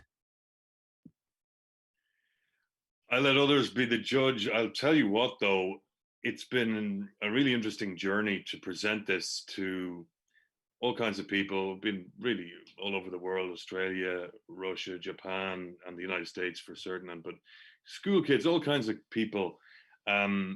It's been interesting to see how they respond. And I think when a film can do that, when it can generate a discussion like this, the one that we're having right now, I think that's a really interesting thing for a film to do, because of course it generates questions about the here and now, and how history is written.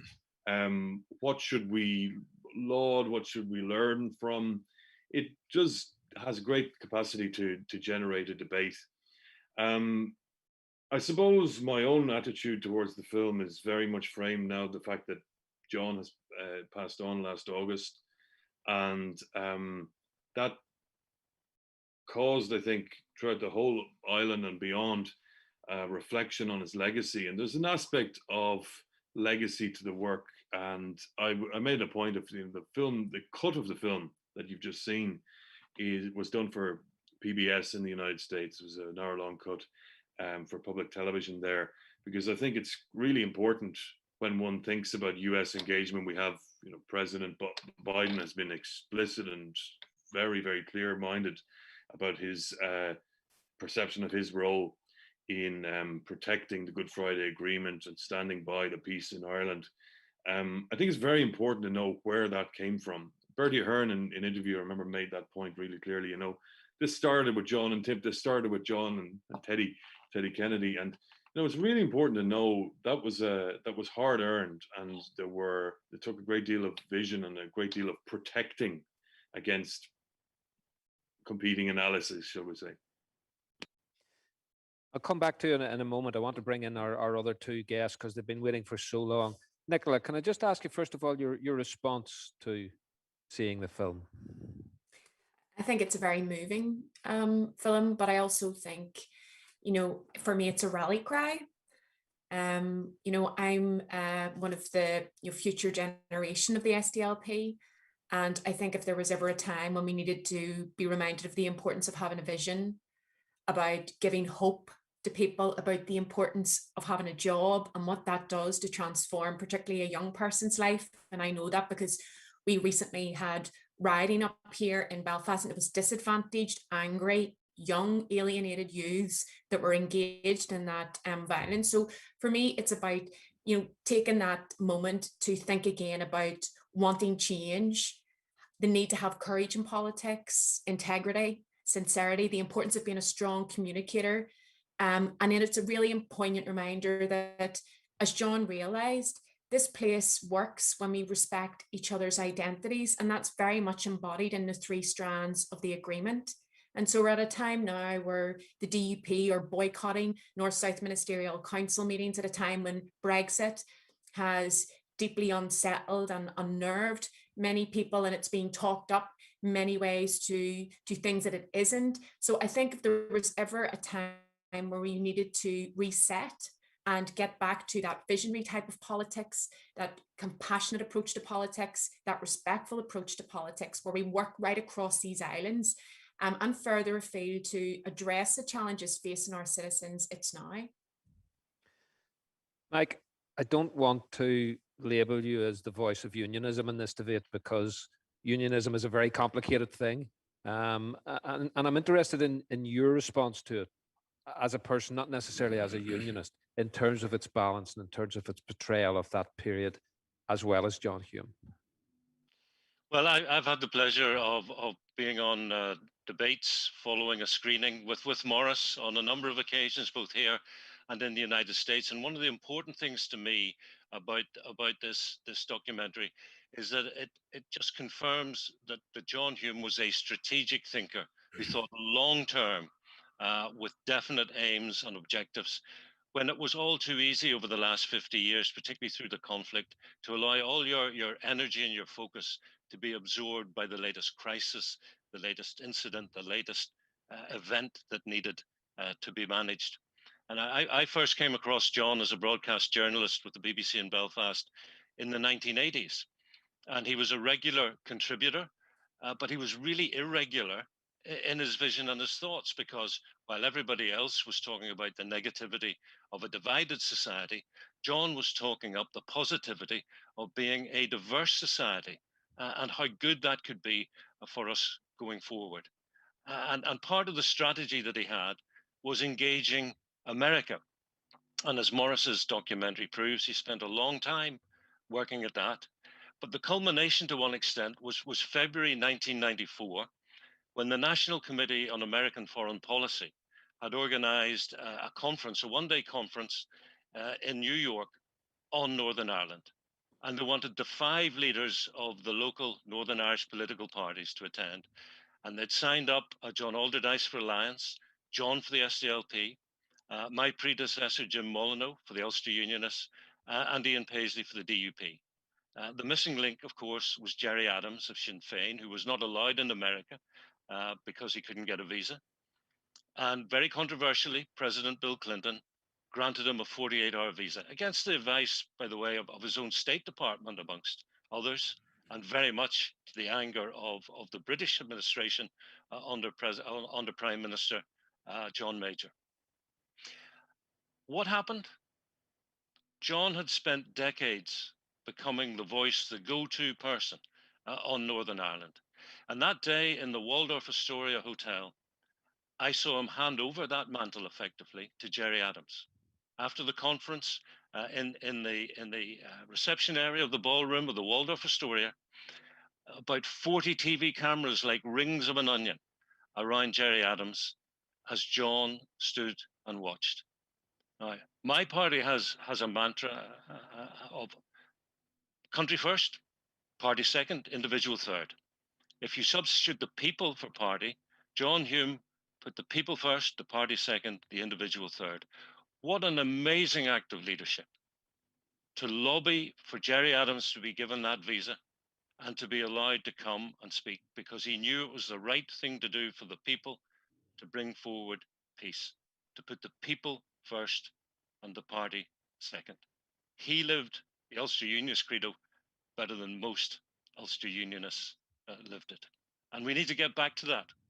We always need to remind ourselves that as politicians, that is our primary role and function. Morris, I want to bring you in there because that's an interesting point that Mike makes around American presidents doing things which their advisors thought were not a good idea. You show us Carter doing it. And you see that, if my reading of the film is correct, you see the Carter moment as being seminal in all of this. Mike's telling us about Clinton doing it. Was that because of John? Were they taking that risk solely because of John Hume? Yeah, unequivocally so, yes. The Carter-Hume relationship was always filtered through the 4 horsemen who we heard about in the film.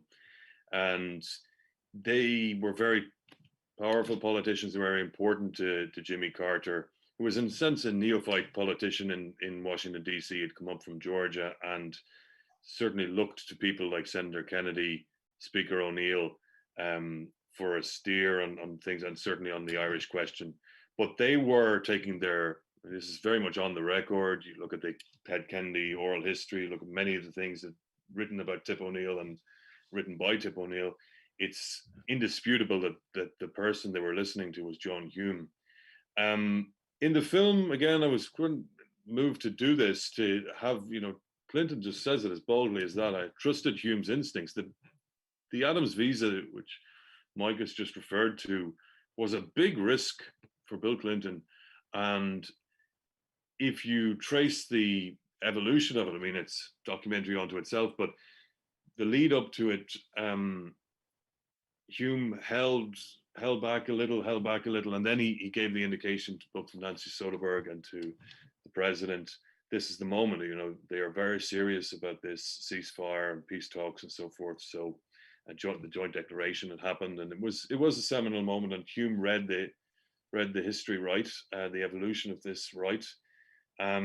So yeah, he was the point person all through those years, and I agree with Mike. It's very poignant that suddenly he's pushed aside.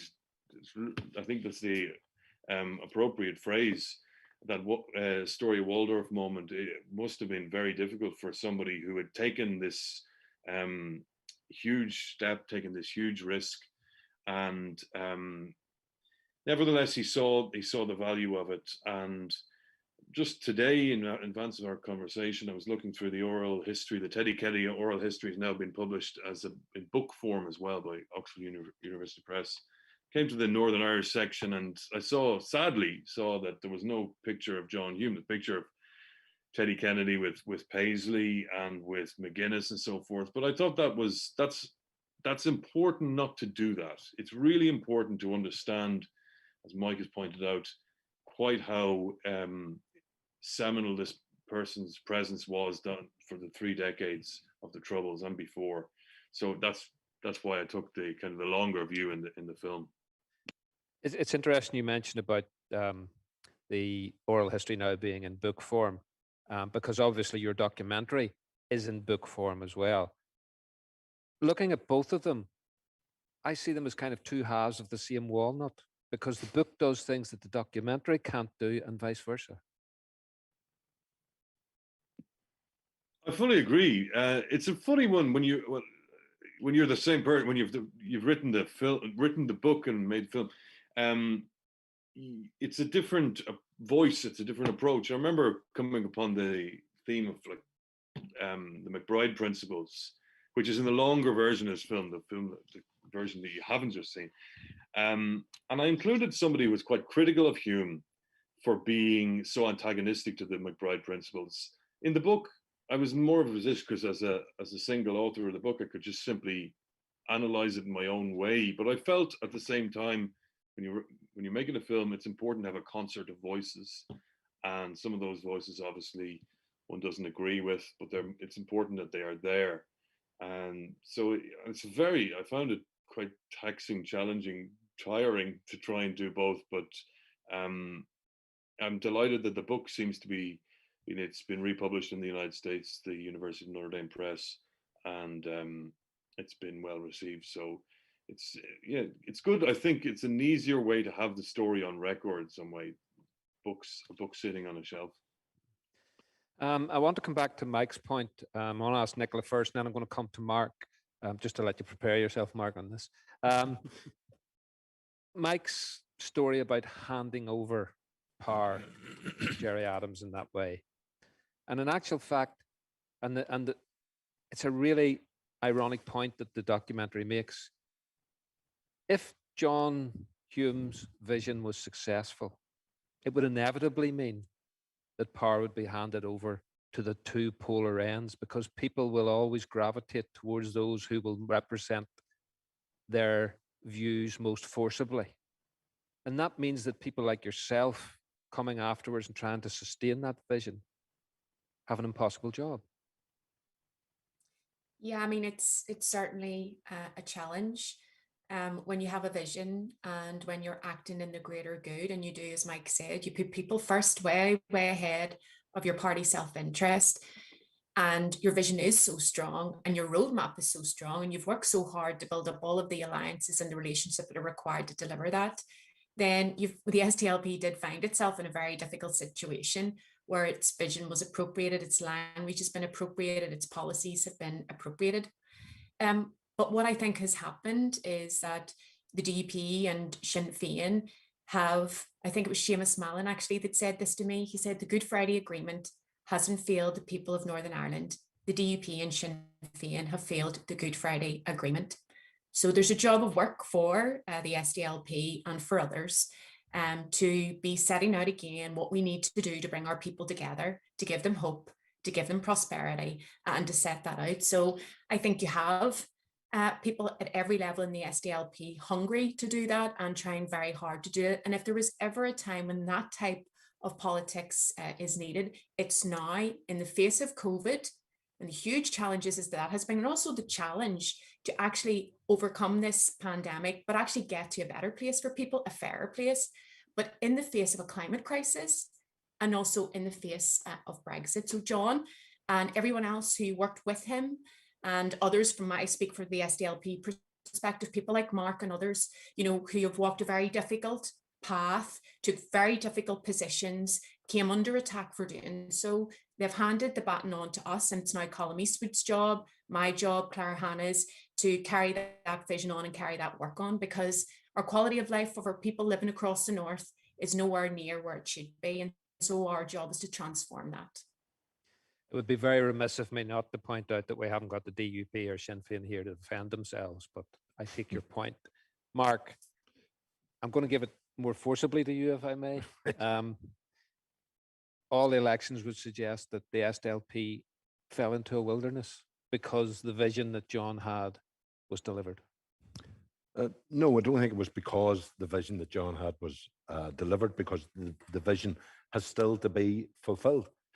Part of the problem was we got a whole philosophy about the peace process, that almost as though the process was different from or more important than the institutions that were created by the agreement. There was a difference almost created between the agreement itself and the process, which is why whenever it came to the need for good authority to be used on what the Good Friday Agreement required, and say in terms of decommissioning, we had the two governments vacillating and saying, well, we can't really insist to Sinn Féin that the Good Friday Agreement has decommissioning as an objective and a requirement. And on the other hand, we can't really insist to the Ulster Unionists that decommissioning isn't a precondition to establishing the institutions, to appointing an executive, to having a North-South Ministerial Council. So this agreement that was mandated by the people North and South ended up being frustrated and stymied.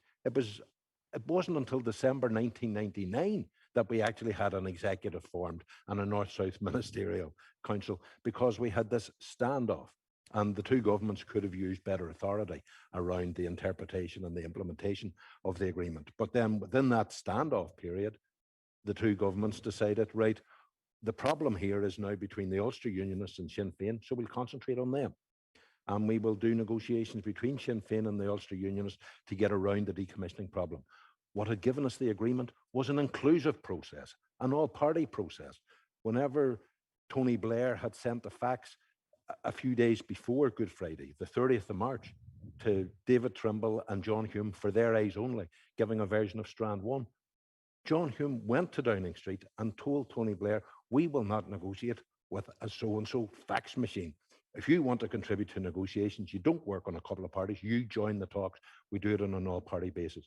And once those inclusive talks gave us an inclusive agreement, the implementation should have been inclusive as well. And John and Seamus Mallon, I remember how frustrated they were whenever Bill Clinton, whom we saw on the film, he did a final lap of honour visit as president to Northern Ireland in late 2000. And he did a bilateral with all of the parties, did a bilateral with us, and John and Seamus were complaining about how here we were caught in a process where we were feeling excluded, even though Seamus was meant to be acting as acting deputy first minister for so long, where we now had an executive appointed, but it was still this case. And so very frustrated and complaining about the way in which the agreement wasn't being properly shepherded and stewarded by the governments. And Bill Clinton obviously told Tony Blair after he left our bilateral about what was said, because when we subsequently had the bilateral with Tony Blair, the first thing he said was, apologise, say he understood our frustrations. You guys, you're the reasonable end of the market. And then that's when he also delivered the famous lines that just shattered John and Seamus. You guys, your problem is you don't have guns. And so they were hugely frustrated. And the problem is, when the process was managed like that way, the public picked up on those ideas as well. And so, yes, the SDLP faced electoral challenge, but partly because the two governments handled the thing in such a way that it implied that the process was being stalled because of resistance to Sinn Féin. Sinn Féin, in turn, were saying to the electorate, get us over this resistance, lend us your vote, give us your mandate. That's how to help the stall in the process. And yes, that happened, but it's no part of a failure of John's vision. I'm thinking as we're talking here, Maureen, we're all presuming that politics is important. And you're working in the communities constantly. Mm.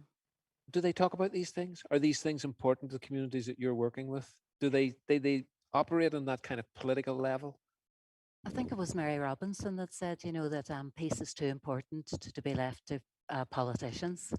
And the reality is that, you know, particularly over the last year, COVID-19 and the pandemic has been to the foremost of most people's reactions. And it's the bread and butter issues.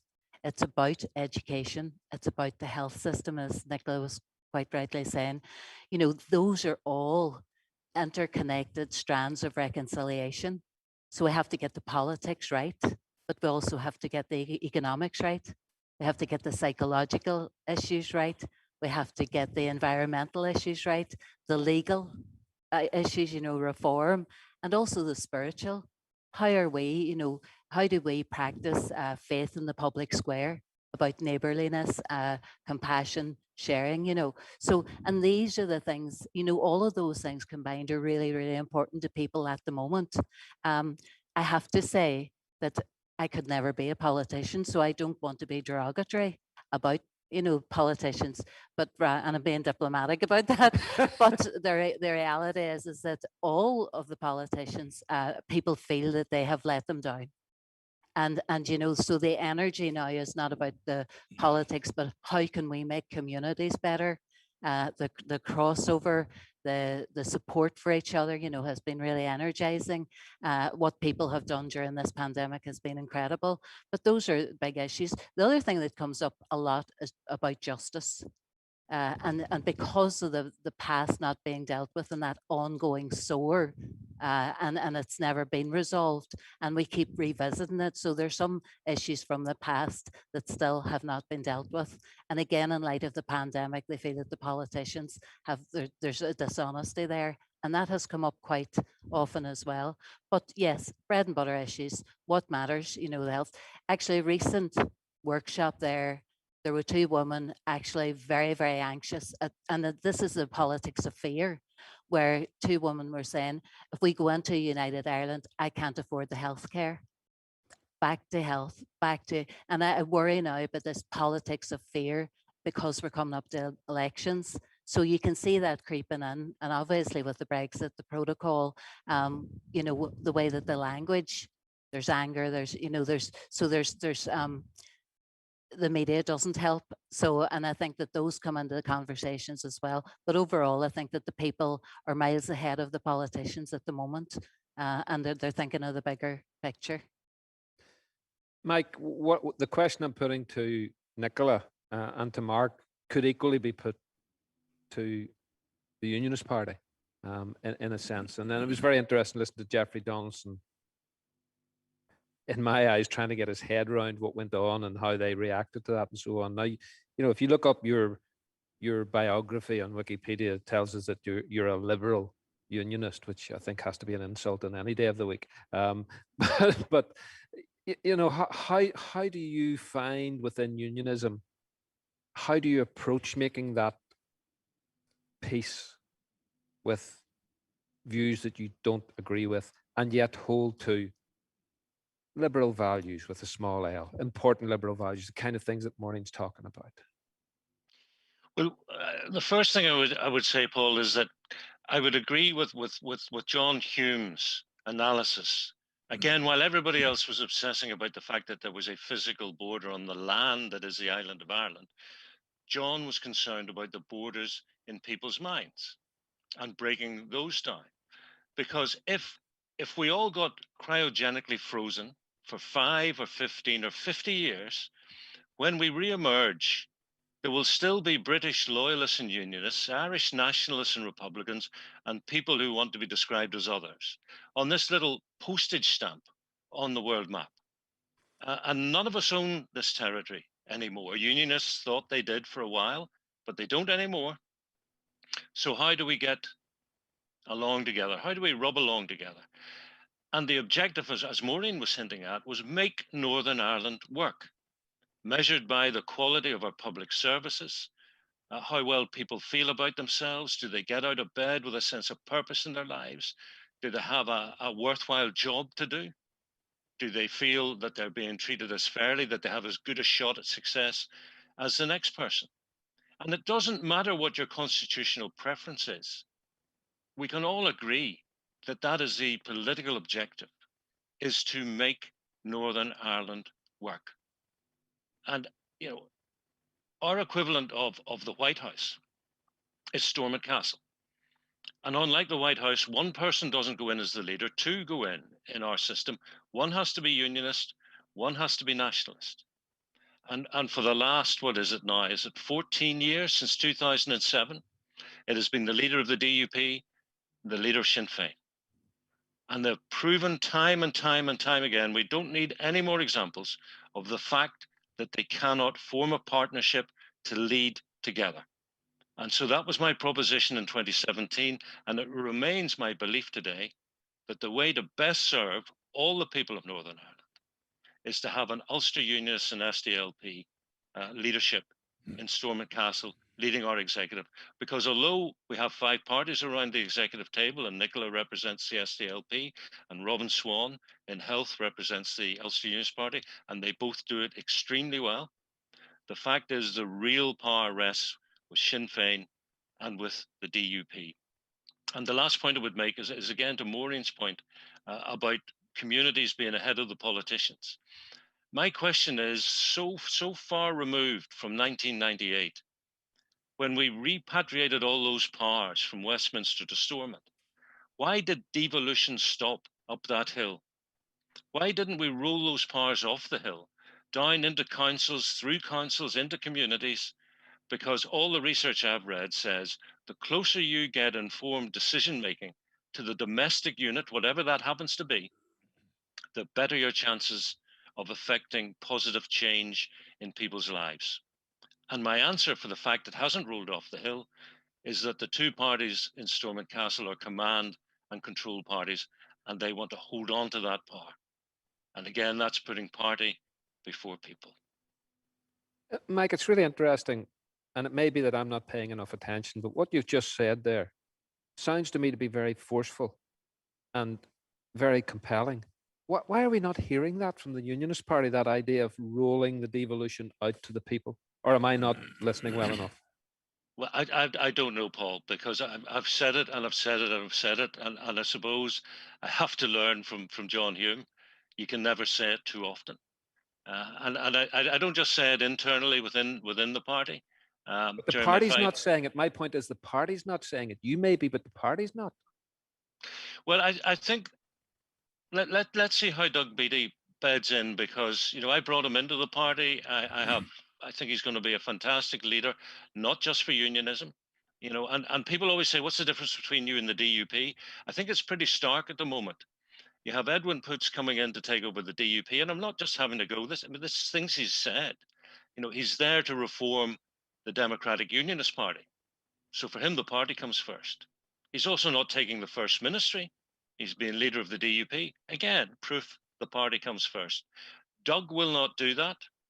Yes, of course, there are things he'll want to change in terms of the party and the structure and how it behaves. But his focus is on country first, people first, party second. And his service, his dedication to service is beyond question if you look at what he did in the military. Whether you approve of going to war or not, as an individual, he has shown dedication and bravery, and he has put his life on the line for other people. Nicola, the points that Maureen raised are all the kinds of issues that the younger generation of politicians, of which you represent, and of which you represent certain diversity issues and so on, should be concentrating on. And I'm not saying you're not, but how difficult is it to get those kinds of issues to the top table for discussion over and above the normal political sparring? It's hugely difficult. And the reality is we have faced a pandemic, and that presented unprecedented challenges to any government. We were a government formed, 5 parties, very different political and ideological viewpoints. And also we were coming into government after 3 years of there being no government, a backlog of decisions that should have been taken, huge deterioration in our health service if you look at our waiting lists. And what I've struggled with is when you want to talk about the bread and butter issues that Maureen highlighted there, mental health in our communities, addiction, the fact that poverty underlines most of the difficulties that we're facing in our society. It is It is no secret or it's no surprise that those who are living in the poorest of quality housing, segregated housing, are those who are among the poorest. They're trapped in poverty and they're caught in a cycle. So what is our job as politicians and leaders? It's to enable people out of poverty. It's to take the difficult decisions that are required to tackle the crisis in our waiting lists.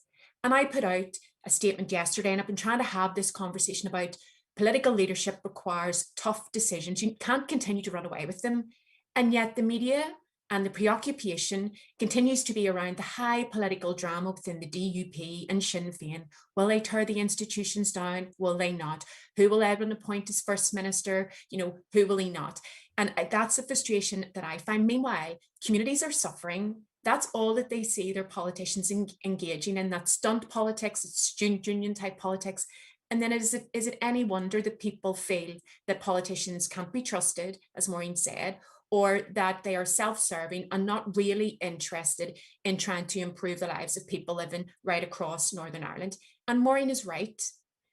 People back in the Good Friday Agreement were ahead of their political representatives. Right now, our people are light years ahead of elected representatives. But it comes down to this all the time. We are only in office because people vote us in. And we have an approach here to politics that tries to disempower people deliberately, tries to turn off those in the middle who are not happy with what they're getting in terms of political representation and leadership. So I think it's really important as we move through COVID that people realize that they have the power. Communities came together in a way through COVID that has been truly amazing. And so the power lies with them. You can determine who will be up to represent you. You can determine how many ministers from which party will be around that executive. And if you want more of the same, keep voting the same. But you have to realize that you do have the power to change things. Maurice, I want to come back to the question of leadership. And in the course of doing the documentary, you had the good fortune to meet a number of the leading characters, the Clintons and so on. And we'll have to presume that John was functional in getting you onto those tables. But in terms of the narrative, for an outsider like me looking at it, it looks to me as though it was the charisma, whether you agreed with them or not, it was the charisma of the Clintons and the Blairs that carried that, not necessarily the message. How do you feel about that? I'm not sure. I think charisma is part of it, perhaps, but dedication, and Bertie Ahern needs to be mentioned as well. You don't have to, in Britain today, when Boris Johnson is Prime Minister, I mean, you don't have anything like the dedication required to handle the difficulties that Northern Ireland currently faces, and indeed Ireland is the protocol of Northern Ireland and Ireland. This huge transition that we're faced with, you need serious politicians. The film does pitch at a certain level. It's statecraft, it's high politics.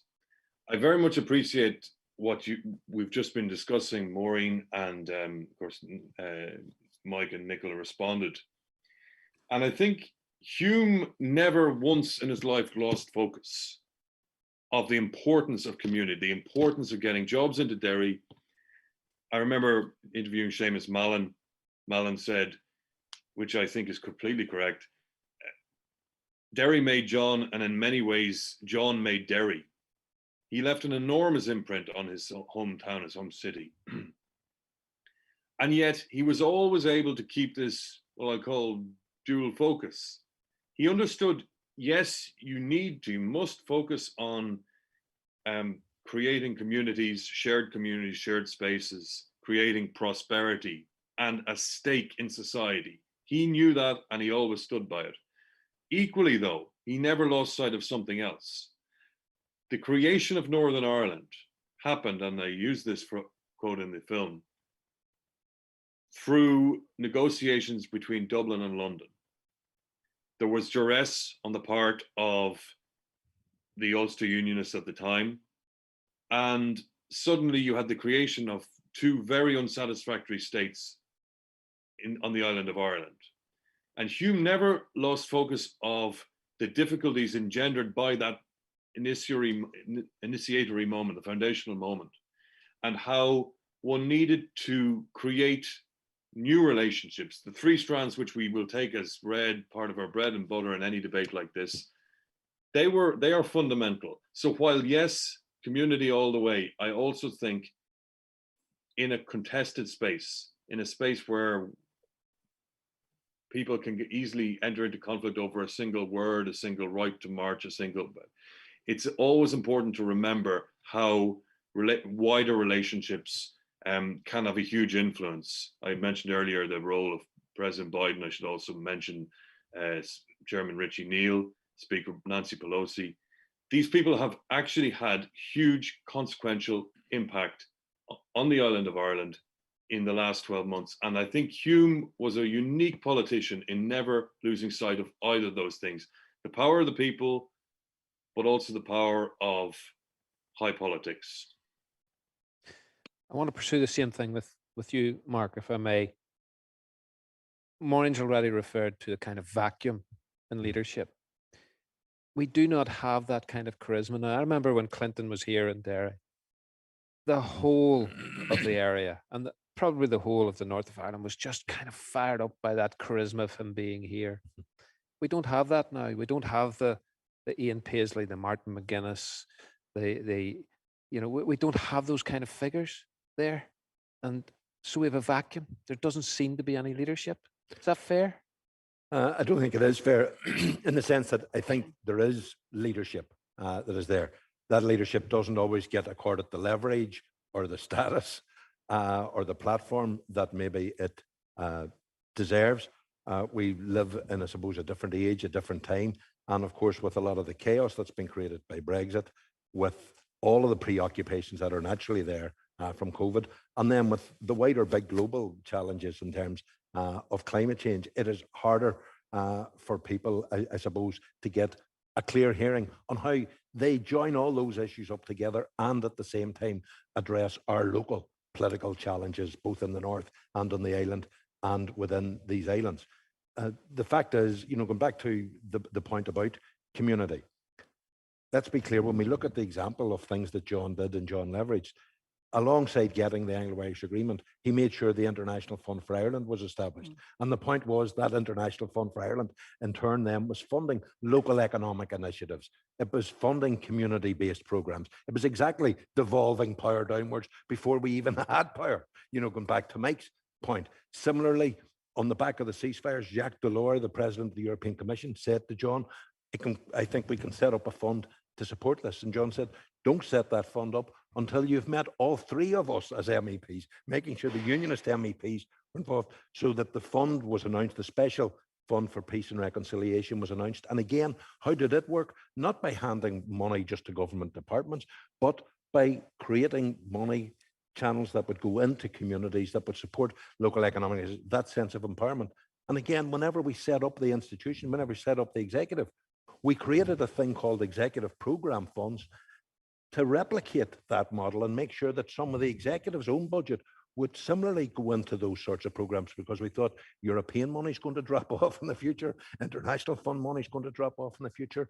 There are people out there on the ground who have ideas. There are people within the services who know that there's better ways of modernizing services. There are people there on the ground who know that there are better ways of moving policies and connecting between different services that are under different departments. So we were engaging in that sort of empowerment. But unfortunately, over time, we have seen that sense of innovation and that sense of inclusion. Part of the Good Friday Agreement wasn't just establishing the institutions in the three strands, it was also establishing the Civic Forum. We haven't heard of the Civic Forum since the Assembly was suspended back in 2002. There was also to be a North-South Consultative Forum, precisely because we knew that there's people outside of the political process often have better ideas and might get a more authentic hearing for some of those ideas, because it's not seen as political artifice. They're making arguments for new initiatives, for new levels of cooperation. So we need to get back to that sort of empowerment. The agreement was meant to be an emancipation of hope and emancipation of purpose, and instead it's been turned into a grudge match. Instead of being the democratic matrix that it's meant to be, it has fallen back into a zero-sum game. And part of that goes back to mistakes that were made with the St. Andrews Agreement, where the Good Friday Agreement was changed. So we no longer have a First and Deputy First Minister jointly elected by the Assembly. The Assembly has lost that authority. And it's no wonder then that we saw over the past few years instances where First and Deputy First Minister didn't particularly feel accountable to an Assembly because an Assembly hadn't appointed them. If we could get back to that, that would actually be one of the things that could mark a bit of a turning point. If one of the things we could do out of the current impasse and all of the doubts and all of the speculation about will the institutions fall if a party doesn't nominate Deputy First Minister, put it back to the Assembly again. Let it be the Assembly's job to jointly elect a First and Deputy First Minister. And they don't necessarily even have to be Unionist and Nationalist. All that happened under the Good Friday Agreement was they had to have the support of Unionists and Nationalists. It was never written into the agreement that any one post had to come from any one tradition. It was just that the support had to be cross-community, but it had to be elected by the Assembly. And the Assembly has lost an awful lot of its status, of its locus, of its leverage. That's where accountability was meant to lie. And power was meant to also extend, as Mike has said, outside of the Assembly. But those ideas were there. We need to return to them. Thank you. Sadly, we've come to the end of our time.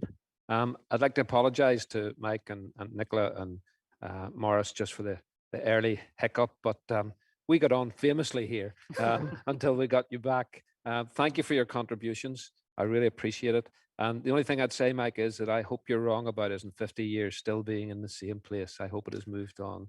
Mike Nesbitt, Nicola Mallon, Morris Fitzpatrick, Mark Durgan, and Maureen. Can't remember your second name, Hetherington. I did well up until then, didn't I? I really appreciate you taking part. It's been a fabulous discussion, and I wish you well with the rest of the conference. Good night.